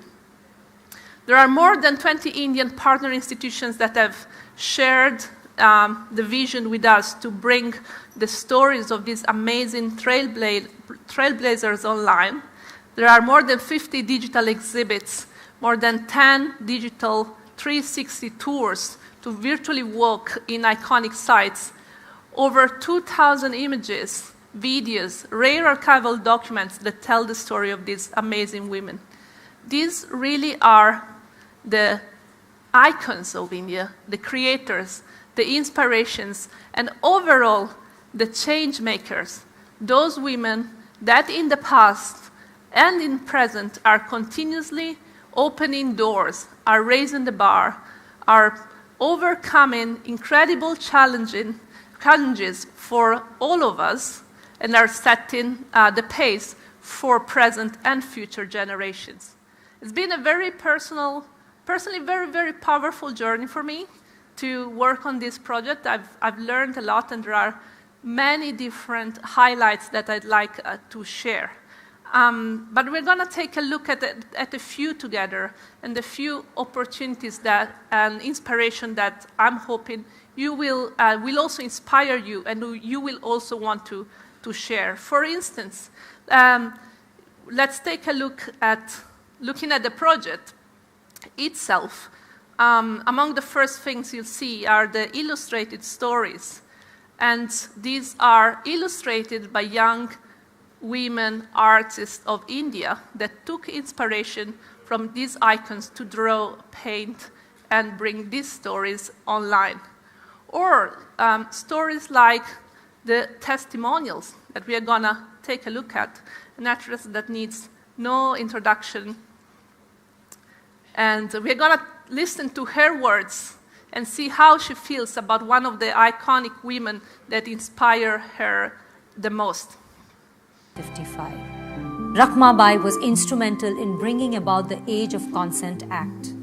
She was India's first practicing female doctor and is an unsung heroine of yesterday and today. To me, she is an example that an ordinary woman like me can do extraordinary things if we invite a little courage into our lives. She was, therefore I am.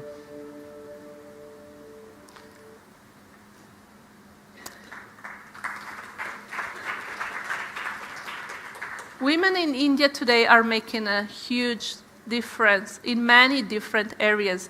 And so the stories you'll find online on this project will depict many, many different fields of creativity, of culture, of arts, of inspiration. What we are seeing here, for instance, are, and is a digital exhibit about women making a difference in an economic field, the textile industry. Or here, women that are challenging and, the stereotypes and opening doors and raising the bar in visual and contemporary arts. And it's not a thing of the present only. This is just an example of women that back in the day were already challenging stereotypes, were already raising the bar. And we brought in a special technology. In this particular case, what you're looking at, the National Museum has opened their doors to digitization, to bring more and more artworks online in super high resolution, and making use of a special camera we made available for these and many projects called the Art Camera, a specially designed camera that allows us to zoom in at a level of detail that takes us to explore a fine level that otherwise is invisible to the naked eye. So this particularly high resolution, I'm hoping you will enjoy to explore many, many artworks that will be captured in this format, including this portrait of women that back then already were challenging the stereotypes of women in sports and in this particular match of polo. So how does this all come together? There are as we said, over 2,000 images, 2,000 artworks, archived, rare documents that are coming online. And sometimes, for the first time, they are available to everyone, everywhere for free. So I'm hoping you will enjoy this and take a look at how these all come together. Let's take a look at this project. Let's take a look at a quick recap together.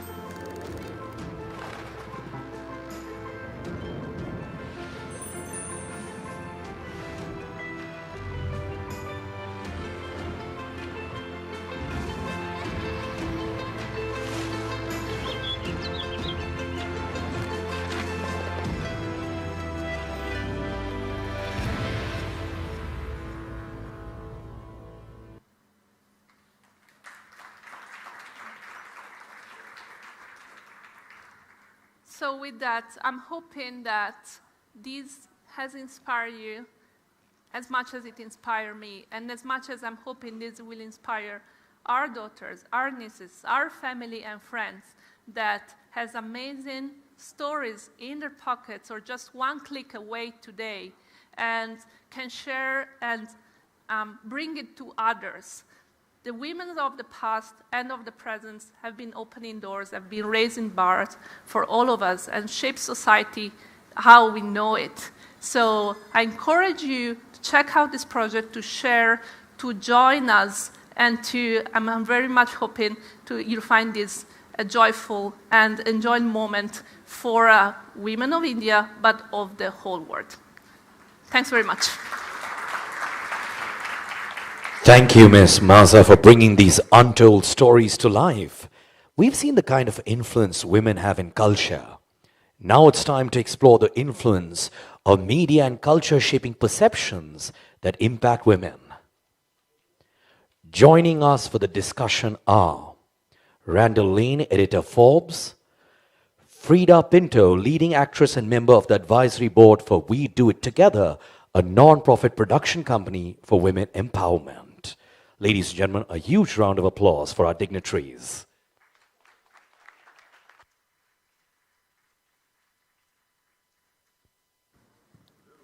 Hello. Okay, it's working.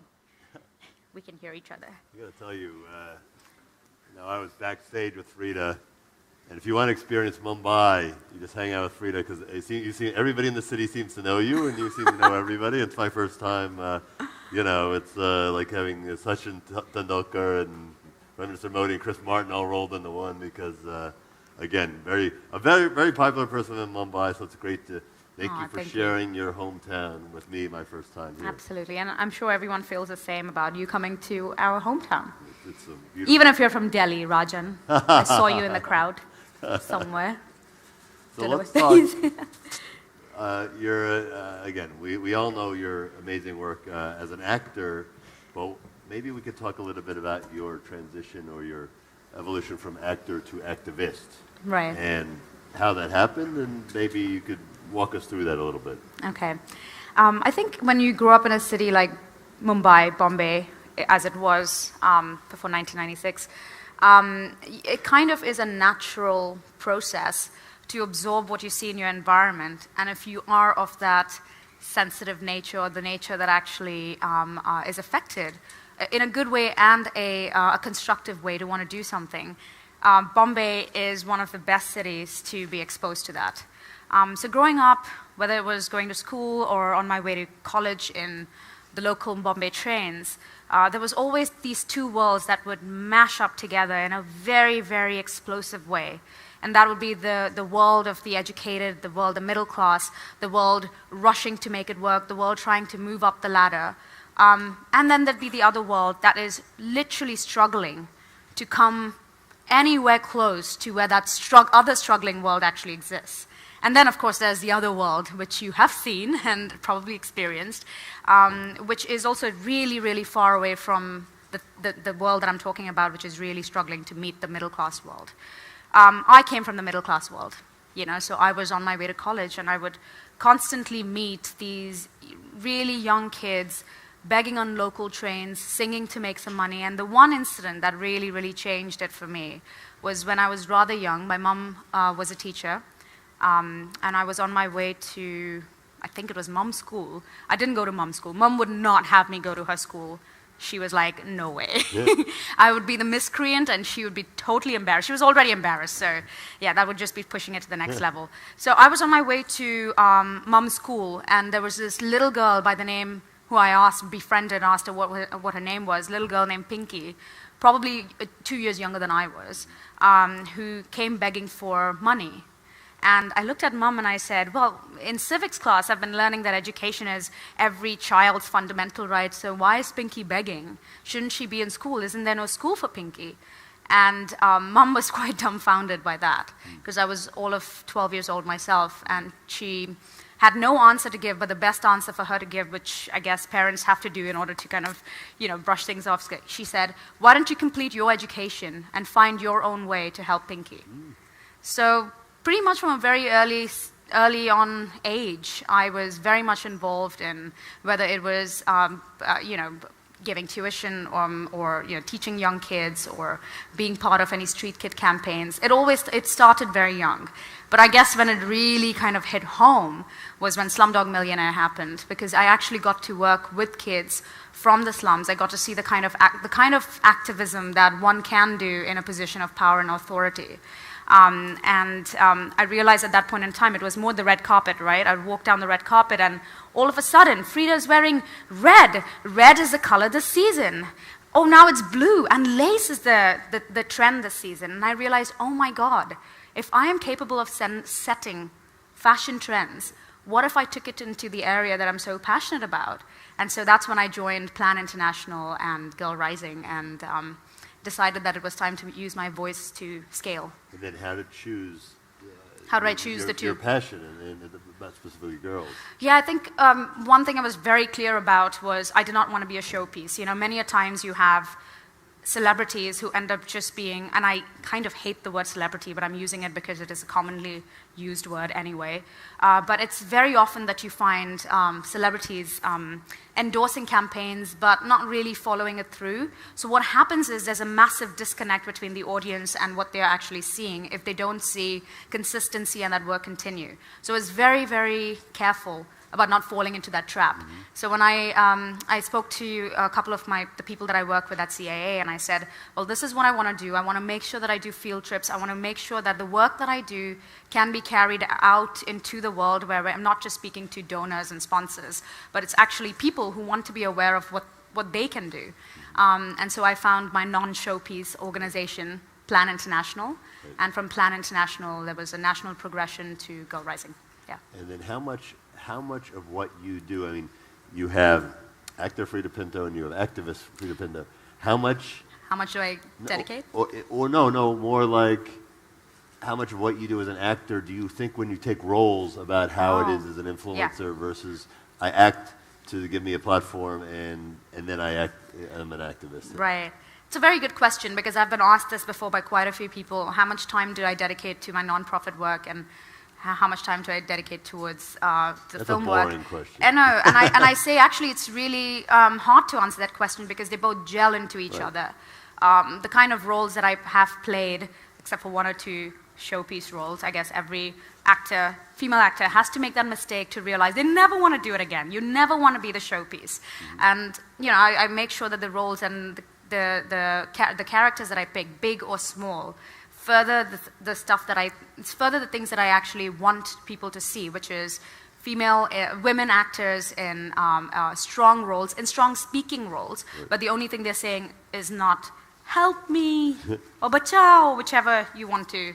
Bachao is help me in Hindi. You probably understand that. No, don't say that. So based on that idea, actually not too long ago, in this May, I launched, along with 42 other women in Hollywood, a film fund called We Do It Together, which is a campaign about pushing forth female-driven stories. And by female-driven stories, we don't mean charitable stories, the stories of the raped woman, the stories of the woman who never made, the woman who died, or we don't want to be telling soppy, sad stories. There's comedy to be told, women in comedy, women in action, women in small-budget films with really powerful roles, women who are great wives even. We don't have to be, we don't have to keep men so far out of this question that it starts getting polarizing.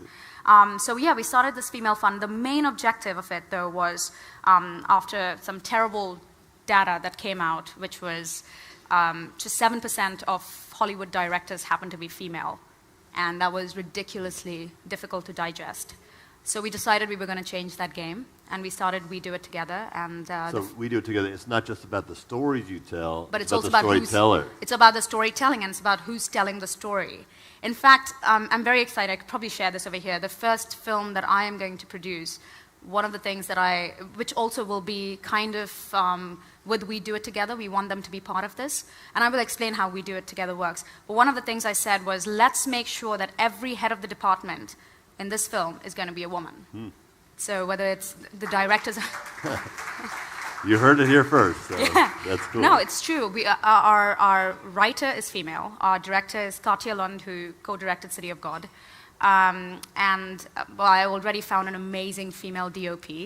And we're going to make sure that with makeup, with hair, with every other department, head of the department is a woman, because we can do it. Right. It would be a myth to think that if we run households, we can run a movie. So is the idea to drive stories that aren't otherwise told, or is it just to make movies, but from a different point of view because a woman is directing and doing all the, Well, there are two things. I feel women's capabilities, her ambitions, her intentions, when she is chosen as a female director, are always questioned. There's a very, very famous story in Hollywood about this film that was directed by David O. Russell called The Fighter. And the woman who was actually up for the role happened to be the highest grossing female director from a movie called Twilight. Has anyone heard of Twilight? Guess what? She didn't get the part as a director because she was female. And not too long ago, I was looking for funding for one of my female-driven stories, which was very athletic in nature. I ended up meeting a couple of investors and one male investor from a very big studio. I said, what about Jodie Foster? She'd be amazing. And he absent-mindedly let it slip. But why don't we get someone who has stamina? And I don't think he realized what he said to me in that moment, because it is such a mindset that women don't have the stamina to run something like this. And I just looked at him, he looked at me, and he pretty much knew I was never going to see his face again. And I walked out, and I was like, wow, this is a mindset that we have to change. So the point behind a film fund like this is obviously the storytelling, telling female stories, but also doing it in a way that we have never been allowed to do, where we've constantly been questioned for, a woman's going to get married, and, when she's pregnant, she can't be a director, she can't act, or she has other things to take care of, like her children, so she can't be dedicated to a film project, and that's, in my opinion, and mind my French, complete bullshit. We can totally do it. And then the other objective behind it is the finance part of it, right? Economically, it is known, or rather a myth, that women-driven stories can't be funded because they're not really profitable at the box office. So we decided to challenge that as well. We decided that we were going to set up as a 501c3 as a nonprofit, and this is the business model behind it. We were going to get money from government grants. We are getting money, rather, from government grants, private investment, corporates. If Google's interested, they can also send money. Just letting you know, Raj. They don't have money? Get out. I'm walking out of here. Okay. So we get money from all these places. As we registered as a 501c3, the good news for them is that they have their tax rebate, they have their exemptions, exemptions. And as we go ahead and make those films, we invest into the project the money that comes from a nonprofit. So any profits made on top of that, we don't give it out to the various producers, we invest it back into the film fund. So we're a self-sustaining model in that sense. So for us, this has been, a real kind of a breakthrough, and we're so lucky. In fact, the first film's probably going to go next year into Venice, and we have 7 amazing women. Robin Wright's directing her first short. Cartier is going to direct one. Catherine Hardwicke's going to direct a story that she's wanted to do, and we have many other, and Jessica Chastain's part of it. So when are you going to direct one? Soon. I need to sink my teeth properly into the producer role, and once I have complete understanding of what it takes to be a producer, I can justify to myself why I won't get paid well enough for a director role for my first film, because I know how hard it is, even with this first project. We're really scrambling to kind of make everything work, and there will come a day where female-driven stories and female directors will not have to go, oh, we'll take a pay cut because it's a female-driven story. Yeah. Let's talk about Girl Rising.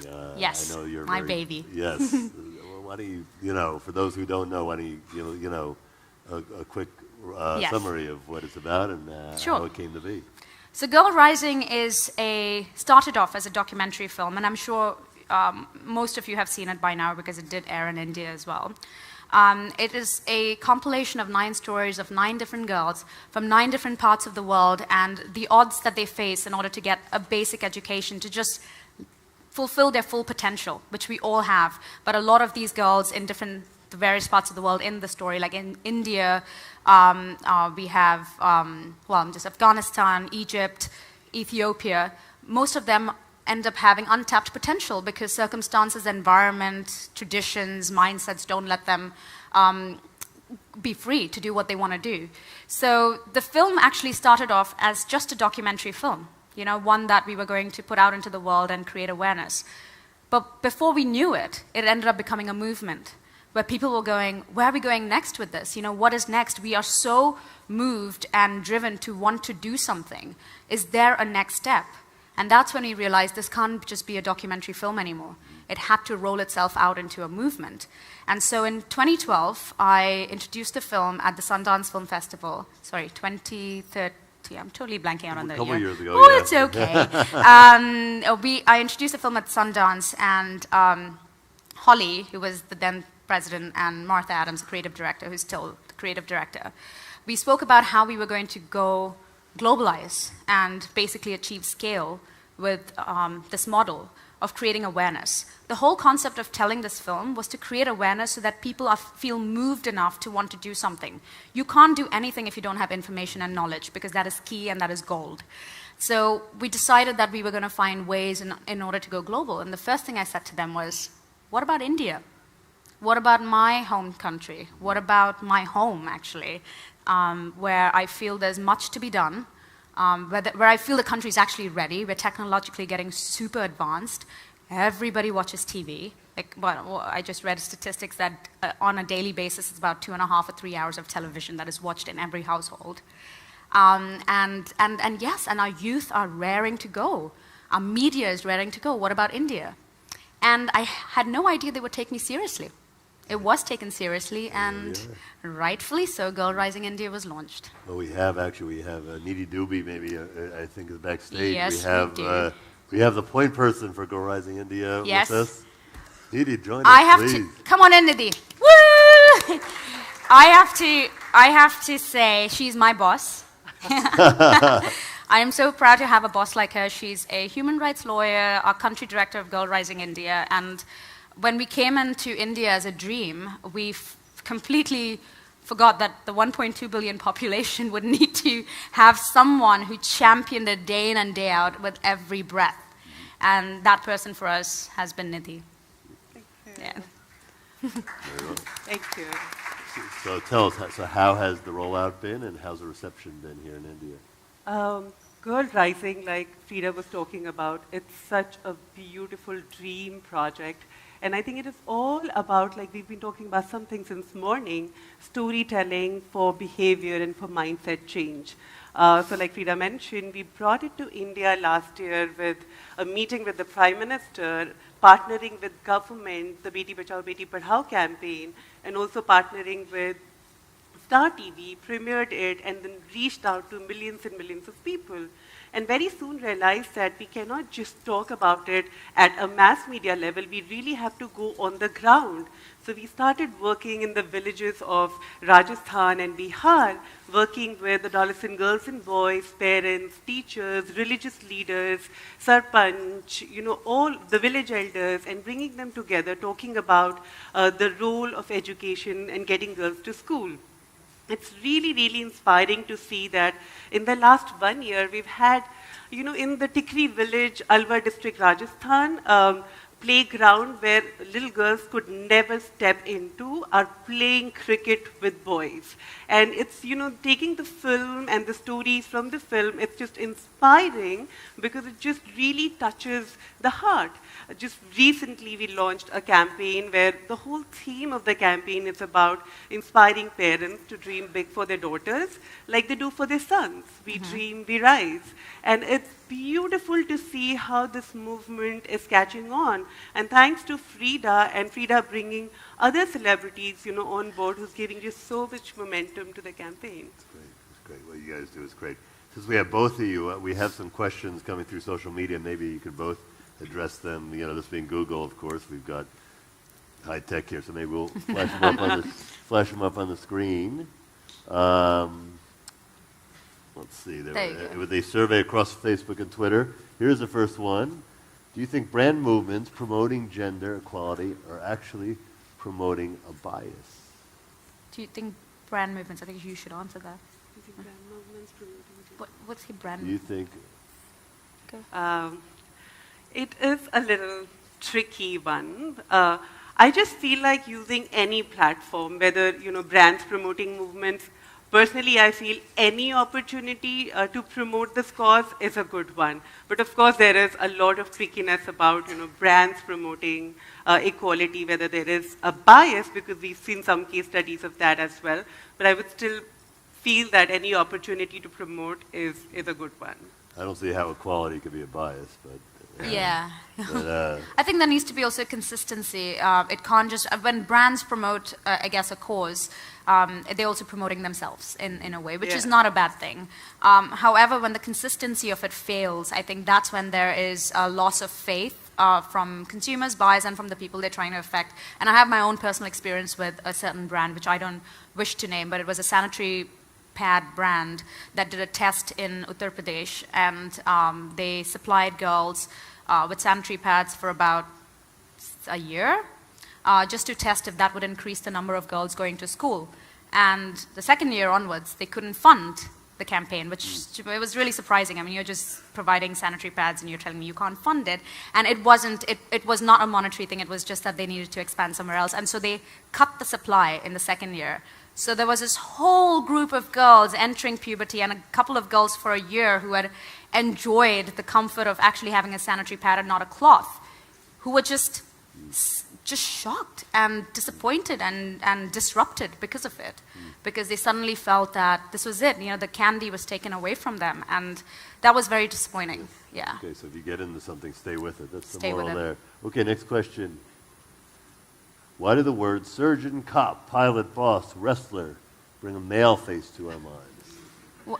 Sorry? Well, I can't. You go for that. There we go, right up there. Oh, Why do there, the okay. words surgeon, cop, pilot, boss, wrestler bring a male face to our minds? It is so true. This is the deep-rooted stereotype, that we have, and this is what our campaigns, working towards, just breaking that gender stereotypes.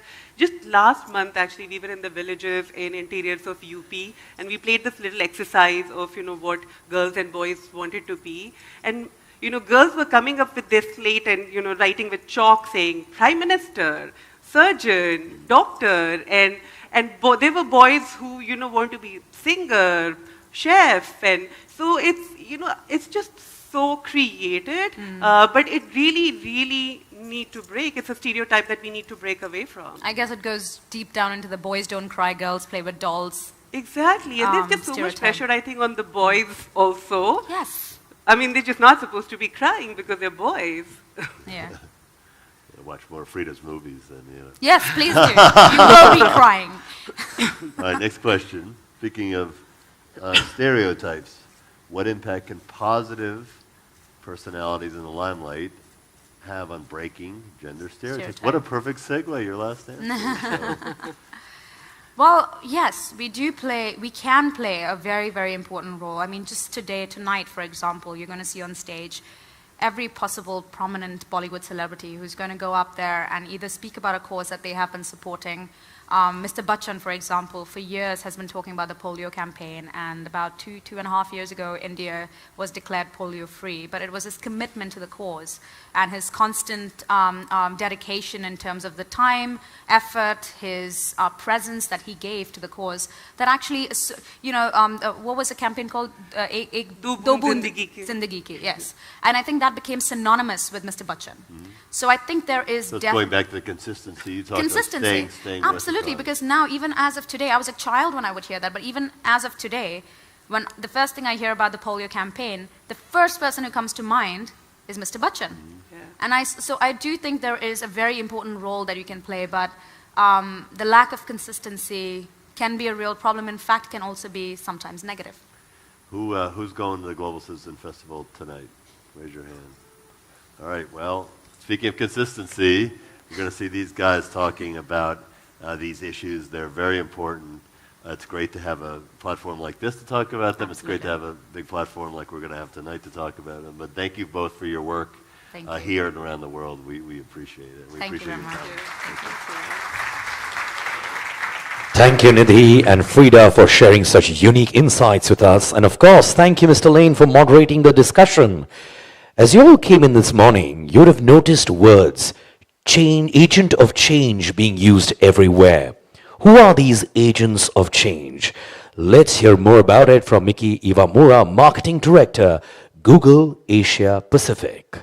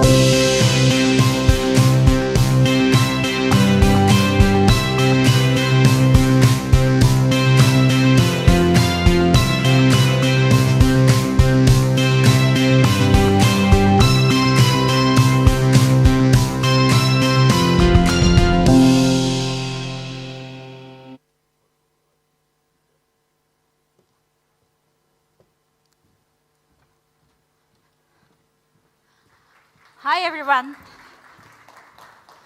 Thank you again for joining us today. It's been really a pleasure to be here.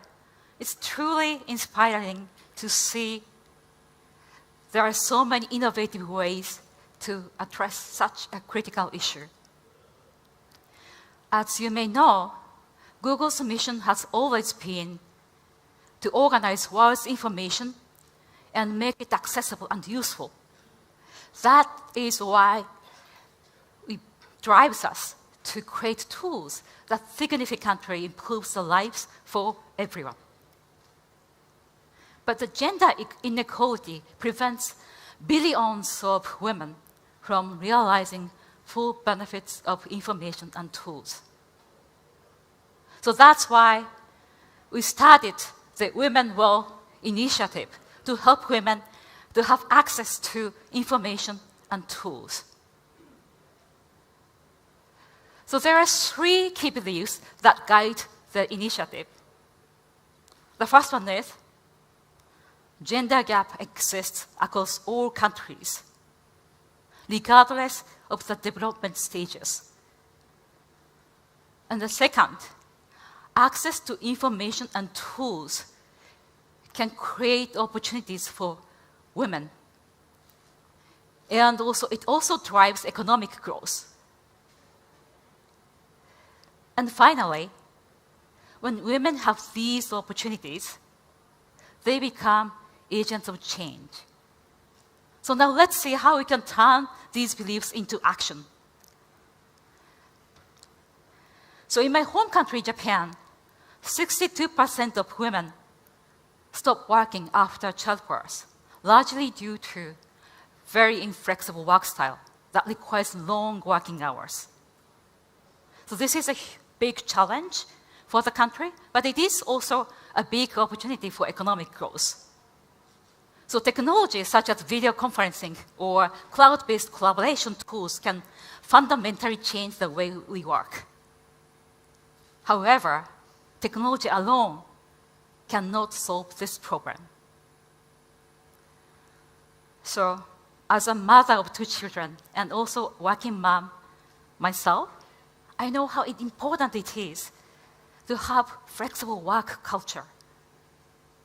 But it is not the case for many women in Japan.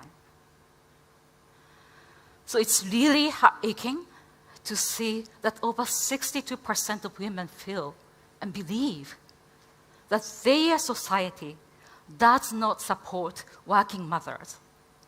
So this is hard. If you feel that you are not supported, you leave. So we started to work with like-minded companies and people to change this norm and culture to create more inclusive workplace and inclusive society.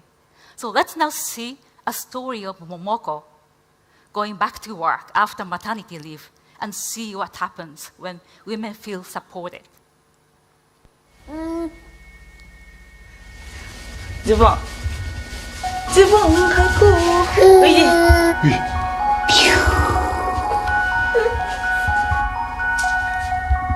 自分がその生活ができるかなっていう不安はあります。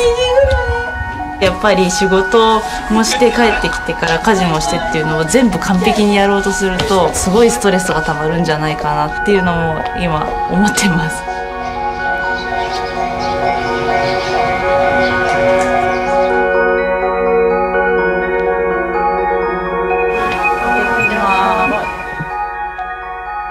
それぞれに企画を考えてきてもらってると思うので、それを1人ずつ、発表したいと思います。じゃあ、モニターを見てもらっていいですか。せーの、ももちゃんお帰り。みんなで復帰に向けて応援のアイデアをちょっと出し合って。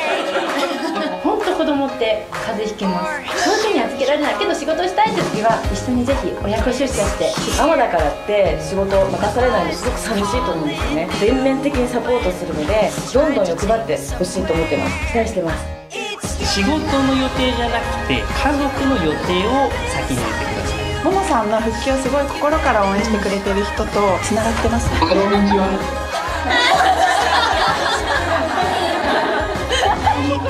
会社でも家でもいつも笑ってる女性でいてほしいです。新しい世界がちょっと見えてきたじゃないですけど、そういう感じがしてワクワクしました。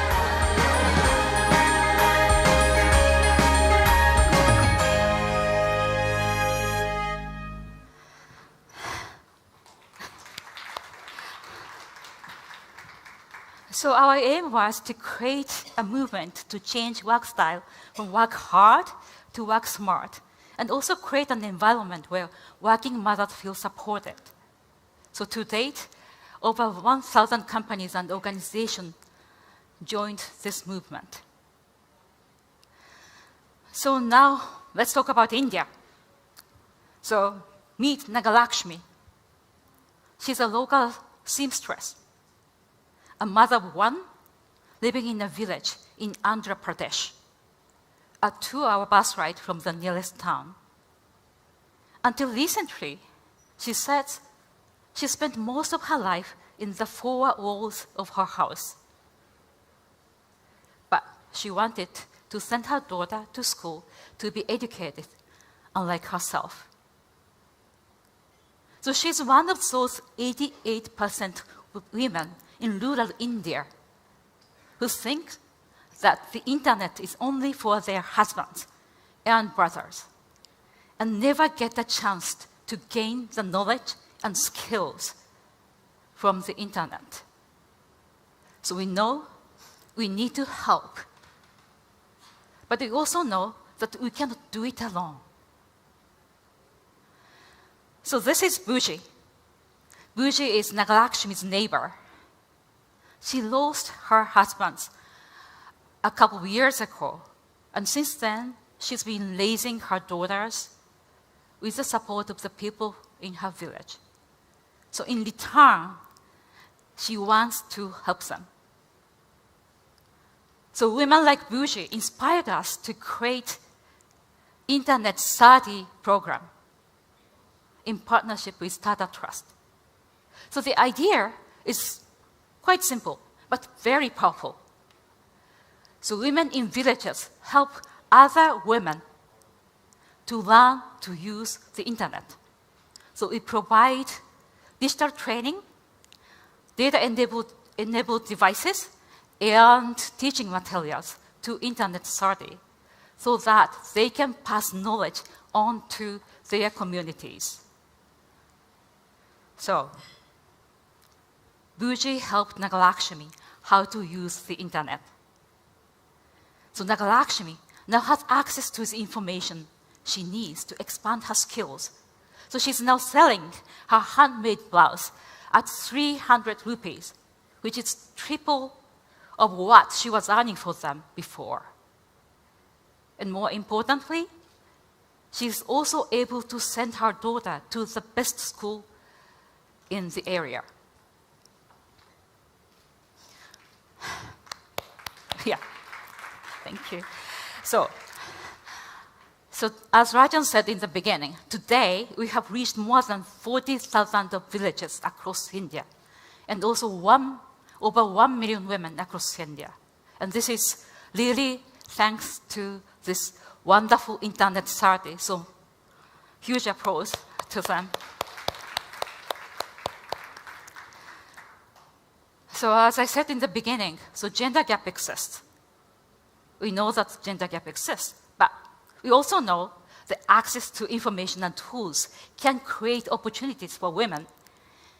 And these opportunities can make women to be agents of change. So we aspire to reach 300,000 villages across India, and also 1 million people to help women to get back to work in Japan. So, but this is just the beginning, and we hope to work with all of you because we know that when women prosper, everyone prospers. So thank you. So now, it's my very an honorable role to introduce very inspiring agents of change, our Internet Sati.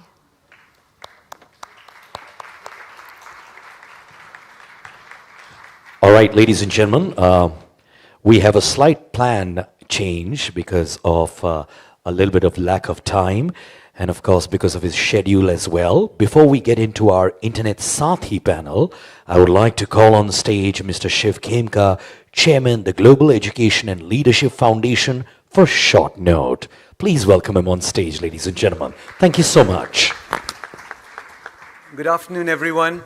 I'm sorry to change the program, but I have to rush to the Global Citizen Festival. Everyone's waiting for me, and we're running a few minutes late.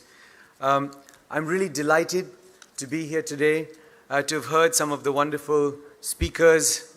Our foundation, the Global Education and Leadership Foundation, is passionate about ethical leadership. That's what we're really focused on. And ethical leadership, I think, is the need of the hour. Whether you look at the US elections or political change around the planet, I think it's so important to have people that can really lead with ethics and altruism. So the 4 pillars of our foundation are really leadership skills, ethics, altruism, and a bias for action. We reach 3 million children around the world, 14 countries including India. We have selected 300 young people that exhibit these qualities at schools, and they are at colleges today. And the events that have happened this week, including the support for this event from T-Guelph, and the event that hopefully all of you are attending this afternoon at MMRDA grounds, which is the Global Citizen Concert, which is really not a concert or a festival, which starts at 1:30 and ends at 10, and is about bringing different parts of society together. Pop culture meets public policy, meets values and spirituality. That's really what the event is about. And we're going to make commitments. People are going to make commitments on stage, which we're going to be accountable for. And young people around the country are going to start looking and making sure that we are accountable for these things. None of this would be possible without technology. So we're great believers in technology. We think technology can actually change everything. And I'm very passionate about education.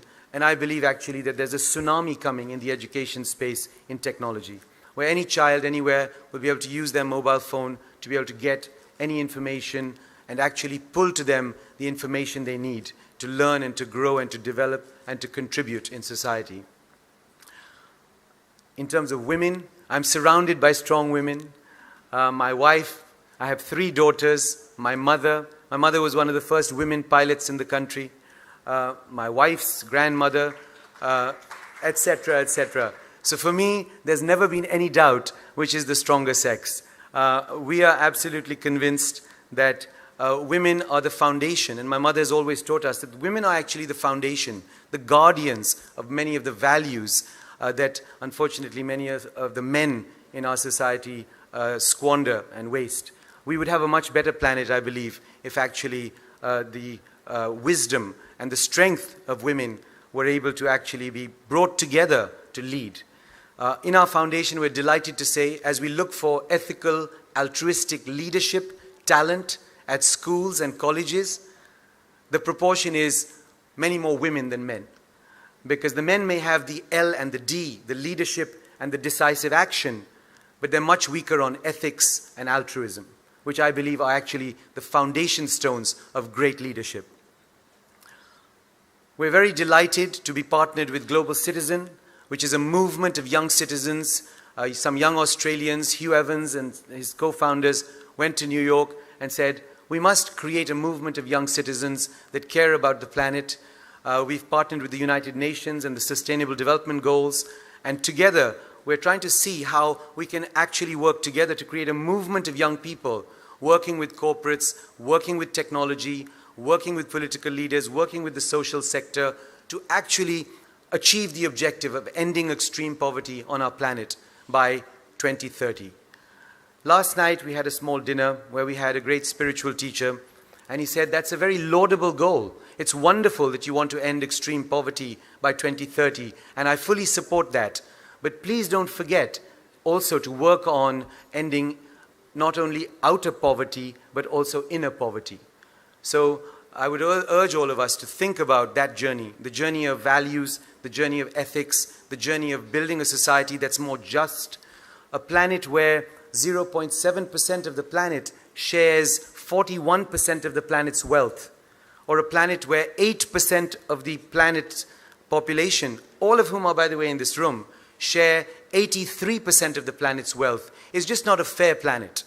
And so all of us need to do something about that and create equity. It's one family. We are one family, and no man is an island, and we need to work together on those issues.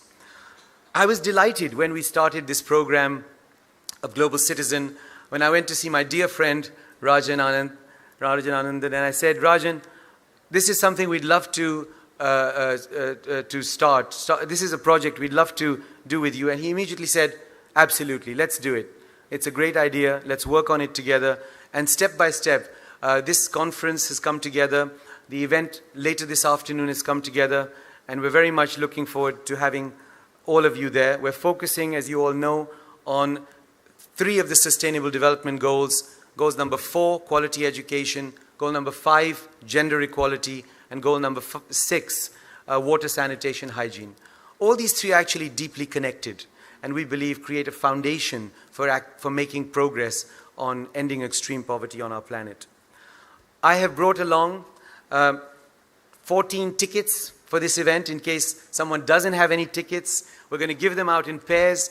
They'll be at the desk. Titiksha Goyal from Google will be there. All of you put your names on a list. The tickets are going in pairs, and then there'll be a lucky draw, and hopefully those of you who don't have tickets will have a chance to attend the festival this afternoon. 4 are VIP tickets, and the rest are general admission tickets. So I will give that to Titiksha. Once again, I'd really like to say thank you very much for Google. I'd like to thank the government of Maharashtra, the Chief Minister and his team. I'd like to thank Wizcraft. I'd like to thank the TGELF team that have helped this, and the Global Citizen team, putting this together, bringing an audience like you together. And I hope this is the beginning of a journey.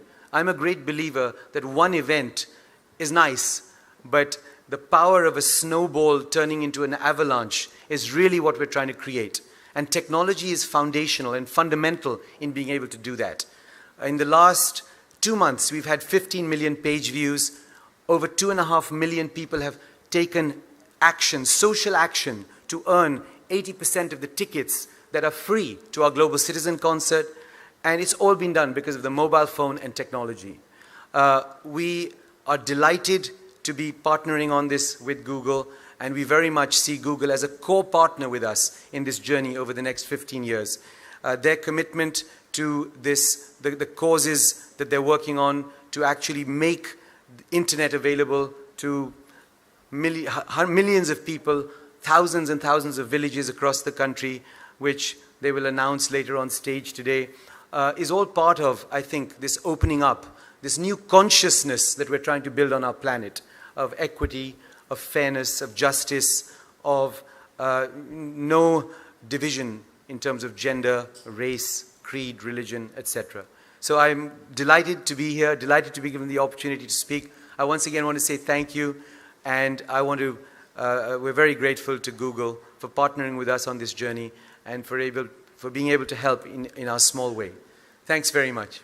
Thank you. Thank you, Mr. Shiv Khemka. Ladies and gentlemen, now let's have the internet Sathis, Lakshmi, Parvati and Chameli on stage.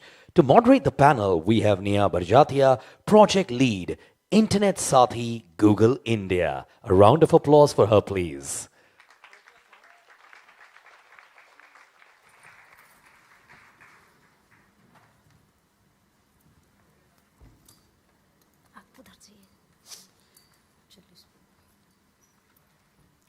Good afternoon, and thank you everyone for being here.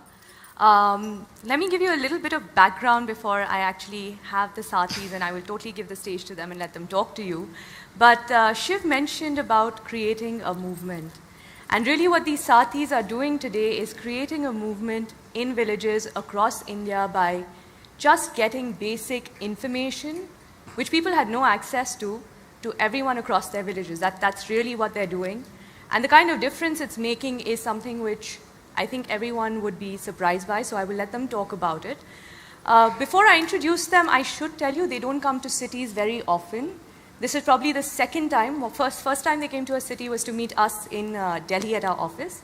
This is the second time they're coming to a city, so can we have a round of applause for them, please?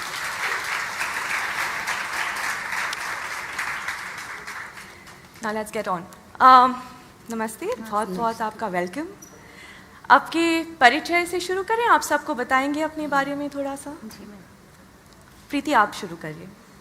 नमस्ते, मेरा नाम प्रीति पांडे है. मैं UP state की Deoria district से जागृति सेवा संस्थान से आई हूँ. मैं एक इंटरनेट साथी हूँ और मैंने अब तक 1000 लगभग महिलाओं को इंटरनेट सिखा चुकी हूँ. 1000? जी हाँ, मैं थोड़ा, मेरा वर्क बहुत जल्दी हो गया. मैं एक टीचर भी हूँ, एक कॉलेज में पढ़ाती हूँ, और जो मुझे विलेज मिले उसमें कि 3 गांव की लड़कियाँ उसी कॉलेज में पढ़ती हैं, तो मुझे सिखाने में बहुत सुविधा हुई. जब भी मेरा पीरियड खाली रहता है लंच टाइम में, तो लड़कियाँ मुझसे सीखती हैं, इसलिए मैंने जल्दी कर लिया. अच्छा, चमेली आप बोलेंगे. नमस्ते मैम, मेरा नाम चमेली देवी, मैं हजारीबाग झारखंड से आई हूँ और मैं एक इंटरनेट साथी हूँ और अभी तक हम 800 महिला लोग को सिखाई हूँ.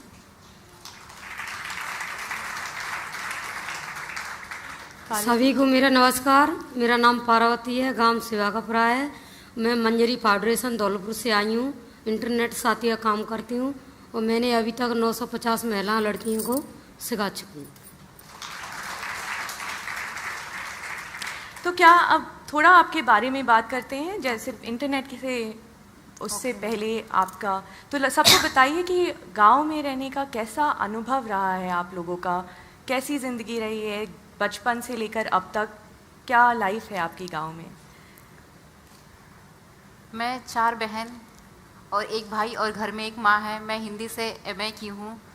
मैं एक कॉलेज में सहायक अध्यापिका के रूप में कार्यरत हूँ. मैं नेहरू केंद्र से भी जुड़ करके सोशल वर्क करती हूँ. जागृति से भी मैं सोशल वर्क करती हूँ. इतना सब कुछ करने के बाद भी मुझे लगता है कि आज भी गांव की महिलाओं को बहुत सारी समस्याएं हैं. उन्हें बहुत सारी समस्याओं से जूझना पड़ता है. महिलाएं गांव में वर्क तो बहुत ज़्यादा करती हैं, लेकिन उन्हें कोई इज्जत नहीं मिलती है, कोई रिस्पेक्ट नहीं मिलता है. ये लोगों की संकुचित सोच के कारण ही है. गांव में लोग लड़कियों की पढ़ाई के लिए, अगर कोई लड़की कह रही है कि मुझे बाहर जाना है, 4 लाख रुपए लगेंगे पढ़ाई में, तो वो पैसे नहीं इन्वेस्ट करेंगे. हाँ, भले ही खेत बेच करके उसकी शादी के लिए 10 लाख दहेज दे देंगे, लेकिन उसकी पढ़ाई के लिए, उसे आत्मनिर्भर बनाने के लिए पैसे नहीं खर्च करते हैं. तो मैं इस सोच को बदलना चाहती हूँ. गांव की महिलाओं की समस्या को दूर करना चाहती हूँ. जो शोषण है उनका, उसे दूर करना चाहती हूँ. चमेली, क्या आप अपने बारे में थोड़ा और बताइए कि आपके गांव में आप कैसे बड़ी हुई, क्या आपकी ज़िंदगी में क्या क्या अनुभव हुए आपके. मैं जब 13 साल की थी और 9वीं क्लास में पढ़ाई कर रही थी, तो मेरी दीदी का देहांत हो चुका था और उसका बच्चा 8 साल का था और मैंने स्कूल जाती थी और फिर वो बच्चा को देख के मुझे बहुत दया आता था. तो मुझे लगा कि ये बच्चा का कोई है नहीं, तो इसकी माँ बन जाए हम. फिर उस बच्चा को गोद ले ली मैंने और उनके पापा से शादी कर ली और अभी वो बच्चा 18 साल का है, 9th क्लास में पढ़ाई कर रहा है. और एक मेरी बेटी है, वो अभी 12वीं साल की है, लेकिन निःशक्त है, यानी चल फिर नहीं सकती है. और मैंने अपने जीवन में संघर्ष कर चुकी हूँ कि जितना भी कठिनाई आएंगी, सब कठिनाई को सामना करके अपना जीवन करेंगे. पार्वती, आप बताएंगे. मेरे जब बचपन में थी, जब मेरे 4 बहन थी, 2 भाई है. मेरे पिता की मृत्यु हो गई. मेरी मम्मी ने मुझे 5वीं क्लास तक पढ़ाया और मैं पढ़ती थी. जब उस स्कूल में बहुत होशियार थी, मैं पढ़ने में बहुत सक्सेस थी, तो मैं 5वीं तक पढ़ के बैठ गई. तो टीचर मेरे मम्मी के पास आते कि इस लड़की को और पढ़ाओ, ये बहुत होशियार है, पढ़ने में इनका बहुत मन है, पर नहीं पढ़ा पाई, गरीबी स्थिति थी. इसलिए उसके बाद मेरी बड़ी बहन के साथ 12वीं क्लास में 12वीं उम्र की मेरी शादी हो गई. तो शादी के बाद ससुराल वाले ने, पति ने मुझे पढ़ाया. 10वीं पास मैंने ससुराल से किया. तो उसके बाद मेरे फिर बच्चे पैदा हुए, इसलिए मैं आगे नहीं पढ़ पाई. अच्छा, तो आप लोग सब इंटरनेट साथी कैसे बनी, सबको बताएंगे कि आप इंटरनेट साथी का आपका कैसे, किस तरह से आपको मालूम जानकारी पड़ी, क्यों आप इंटरनेट साथी बनना चाहती थी? मैं जागृति जिस सेवा संस्थान से आई हूँ वहाँ से मैंने ब्यूटिशियन किया था, पर मैं वहाँ कुछ करती नहीं थी। लेकिन हाँ, जो हमारे आसपास की महिलाएं थी वो किसी वजह से त्रस्त थी, प्रताड़ित थी। उनके अंदर सिलाई कढ़ाई ब्यूटिशियन का हुनर था, लेकिन वो परिस्थितिवश या उनके पास पूंजी न होने की वजह से वो अपना खुद का व्यवसाय नहीं कर सकती थी। तो मैं उन लोगों की बात जो है अपने जागृति सेवा संस्थान यहाँ सरलों से बात करके मैं उन लोगों को घर पे ही सेंटर चलाने के लिए दिलवाई। ऐसा 3-4 महिलाओं का मैंने किया है। तो इससे जागृति से और हमारा संपर्क काफ़ी अच्छा हो गया। जब गूगल की स्कीम आई तो वो लोग मुझे फ़ोन करके बुलाया और बताया कि इस तरह की स्कीम है। पहले तो मैंने मना कर दिया कि मैं कॉलेज में भी पढ़ाती हूँ, NYK से भी जुड़ी हुई हूँ, मैं नहीं कर पाऊँगी। लेकिन उन लोगों ने प्रेशर दिया कि नहीं, तुम्हारा सोशल वर्क का फील्ड है और तुम्हारा ये रुझान है, तुम इसे अच्छे से कर सकोगी। फिर मैं घर आई, मैंने सोचा कि मैं महिलाओं के लिए ही कार्य करना चाहती हूँ, उनके शोषण को दूर करना चाहती हूँ। तो ये मुझे अच्छा प्लेटफॉर्म मिलेगा, उन तक पहुँचने का अच्छा जरिया है कि मैं महिलाओं की स्थिति को समझ सकूँगी। और इसलिए मैंने एक टीचर होने के बावजूद भी मैं आई साथी बनना ज़्यादा पसंद की। अच्छा, चमेली जी मैम, आप इंटरनेट साथी क्यों बनी? मैं इंटरनेट साथी इसलिए बनी कि मेरे गांव में देहात है और महिला लोग बल्कि कुछ जानकारी नहीं था, और मैंने सोचा कि महिला लोग के साथ इंटरनेट के विषय में जानकारी दे तो दीदी लोग बहुत खुश होंगे। तो अभी दीदी लोग बहुत खुश रहते हैं। और वहाँ के जो बच्चे हैं 20 किलोमीटर दूर जाते थे रिजल्ट देखने के लिए भाड़ा लगा के, और लेकिन अभी जब से इंटरनेट हो गया तब से हम लोग इंटरनेट से बच्ची और बच्चों लोग को गांव में ही रिजल्ट दिखा देते हैं। अच्छा, इंटरनेट से यही फ़ायदा है। पार्वती, जब हम पहले इंटरनेट साथी बने, जब हमें बहुत डर लगा ये इंटरनेट कैसे चलता है कैसे नहीं, नाम तो सुना पर देखा नहीं। जब पहली बार इंटरनेट टैबलेट हाथ में ली हमें बहुत डर लगा, ये इससे करंट तो नहीं आ जाएगा, ये ख़राब तो नहीं हो जाएगी। तो हम समझते कि इंटरनेट एक कंप्यूटर पे चलता है, ना कि मोबाइल पर चले। तो पहले सबसे पहले हमें मंजरी फाउंडेशन थे, भाई साहब आए ग्राम संगठन की मीटिंग में कि आपको इंटरनेट साथी का काम आ गया है, इसको कोई पढ़ी लिखी महिला है उसको तैयार किया। तो हमारी ग्राम संगठन की महिलाओं ने मुझे चुनकर तैयार कर दिया कि और कोई महिला पढ़ी नहीं थी। अच्छा, so just to give you a bit of context, what the internet sathis do is we train them on how to access multiple services and information on phones, and they have devices which are internet enabled, and they go from household to household within their village, letting other women also get access to the information and training them on that. So that is a bit of a background for you. So जब आप महिलाओं के पास internet ले जाती हैं तो क्या क्या कुछ बदलाव आया, क्या लोग बोलते हैं, क्या चाहते हैं इंटरनेट से? आज इंटरनेट चाहते ही नहीं हैं बिल्कुल भी। नहीं, ऐसा नहीं है। इंटरनेट से महिलाओं में काफ़ी बदलाव आया है। इंटरनेट सूचनाओं का वो आदान प्रदान का सबसे अच्छा जरिया है और समय और श्रम की बचत भी है इंटरनेट से। पहले गांव से स्टेशन बहुत दूर है या कुछ भी तो बहुत हमारा समय इन्वेस्ट होता था। अब हम जो है घर पे ही बैठ के ट्रेन का टिकट देख लेते हैं या इस टाइप की जानकारी ले लेते हैं। कोई भी काम को करने में पहले हमें नॉलेज नहीं था, किसी से पूछना पड़ता था या डर लगता था कि पता नहीं जो हम कर रहे हैं सही है या गलत है। लेकिन इंटरनेट की वजह से अब आत्मविश्वास आ गया है कि गूगल पे सर्च करके देख लो क्या है कैसा है। तो इसने हमारे अंदर जो झिझक थी, जो डर था, उस डर को ख़त्म किया और आत्मविश्वास पैदा किया। जब मैं महिलाओं को इंटरनेट सिखाने जाती थी उसमें कि एक दीदी है जो कि सिलाई कढ़ाई करके अपना काम चलाती थी। गांव में बहुत कम पैसे भी मिलते हैं सिलाई कढ़ाई के। मैंने उनको बताया कि आप जो है इससे ब्लाउज़ की डिज़ाइन को सर्च करके देखो और नई नई डिज़ाइनें बनाओ। उनको मैंने सिखाया और वो आज ब्लाउज़ की नई नई डिज़ाइनें बना करके, और उनके हस्बैंड उन्हें छोड़ दिए हैं, उनकी 2 छोटी बच्चियां हैं, वो स्वयं जो है अपना परिवार का भरण पोषण कर रही हैं। और इंटरनेट की वजह से वो आज इतना आगे निकल चुकी हैं कि अब उन्होंने ये निर्णय ले लिया है कि मैं अपने परिवार का भरण पोषण खुद ही कर लूँगी, मैं अपना खुद का घर बनाऊँगी, पति के आश्रय पे नहीं रहूँगी। तो काफ़ी हद तक बदलाव आया। चमेली जी मैम, आप जब इंटरनेट साथी बन के जाती हैं लोगों के पास, इंटरनेट के बारे में बताती है, तो क्या देखा है? मतलब आपका कुछ बदलाव है? जी, मैं जब गांव में जाती थी तो दीदी लोग, महिला लोग हमसे बोलती थी इंटरनेट क्या है, कैसे आप जानते हैं कि इंटरनेट सही। तो मैंने बोला कि मैंने सर्च करके दिखाया कि इंटरनेट के माध्यम से कि दिल्ली का किला, लाल किला दिखाया। तो दीदी लोग लाल किला देख के बहुत प्रसन्न हुई और दीदी लोग सोची कि हाँ, इंटरनेट एक माध्यम है, इंटरनेट सीखना चाहिए। और बहुत इच्छा से दीदी लोग अभी इंटरनेट का काम कर रही हैं। पार्वती? इंटरनेट जब हम गांव की महिलाओं को सिखाने गए तो सबसे पहले महिलाओं ने आगरा का ताजमहल देखा, वसुंधरा राजे का फोटो, आगरा का ताजमहल। और साथ साथ में ही महिलाओं को, लड़कियों को इंटरनेट सिखा रहे हैं और साथ साथ में ही रोजगार दिलवा रहे हैं हम। तो ऐसे ही स्कूल में पहले खाना मिलता तो पर सही टाइम से नहीं मिलता, तो इंटरनेट के माध्यम से खाना भी समय पर रोज़ मिल रहा है प्रतिदिन।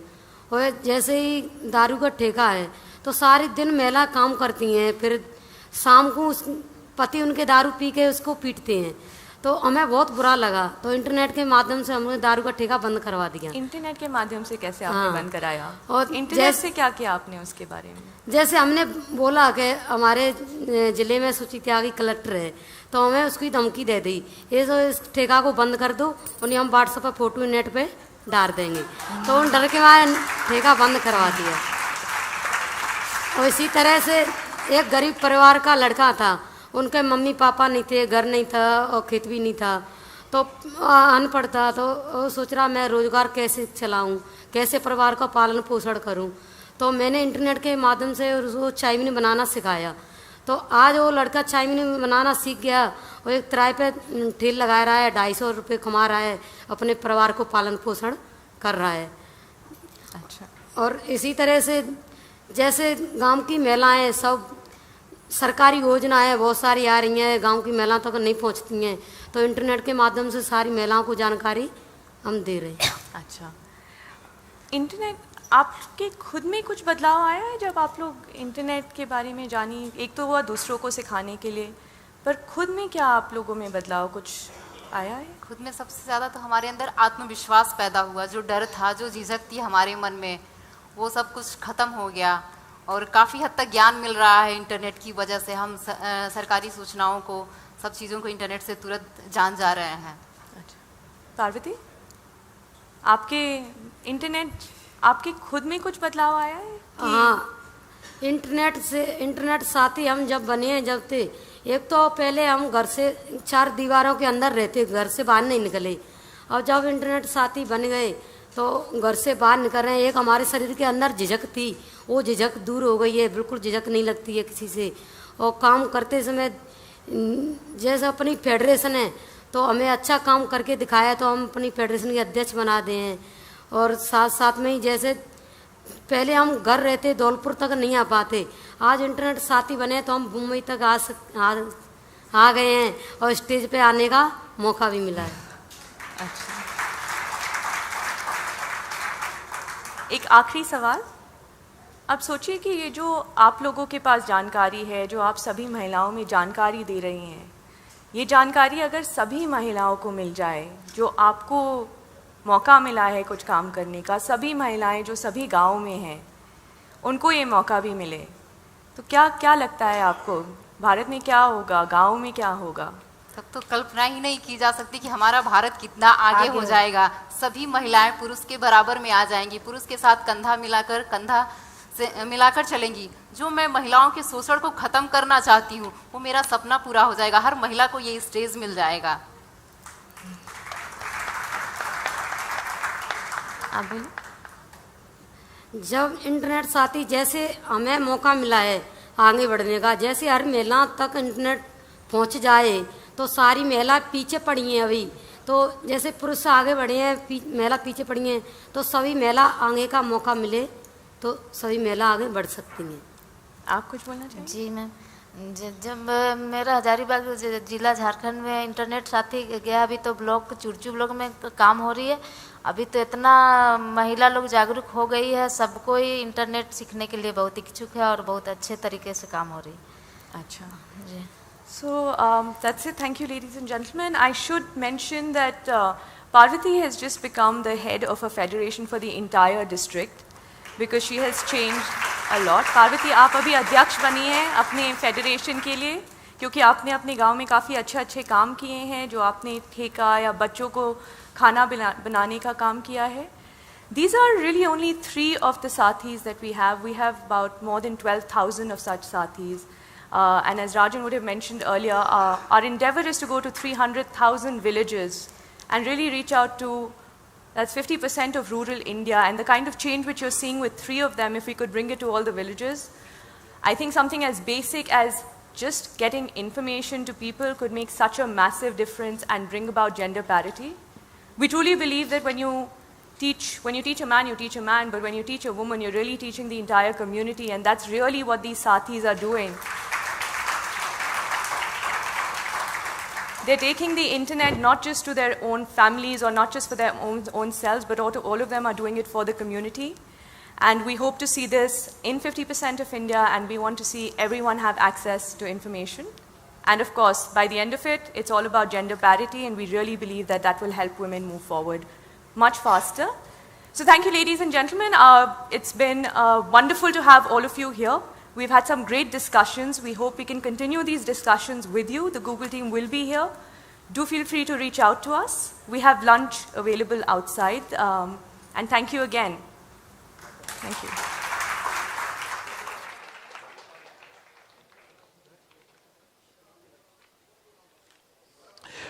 Ladies and gentlemen, a huge round of applause to Neha and the Internet Sathis, Lakshmi, Parvati and Chameli.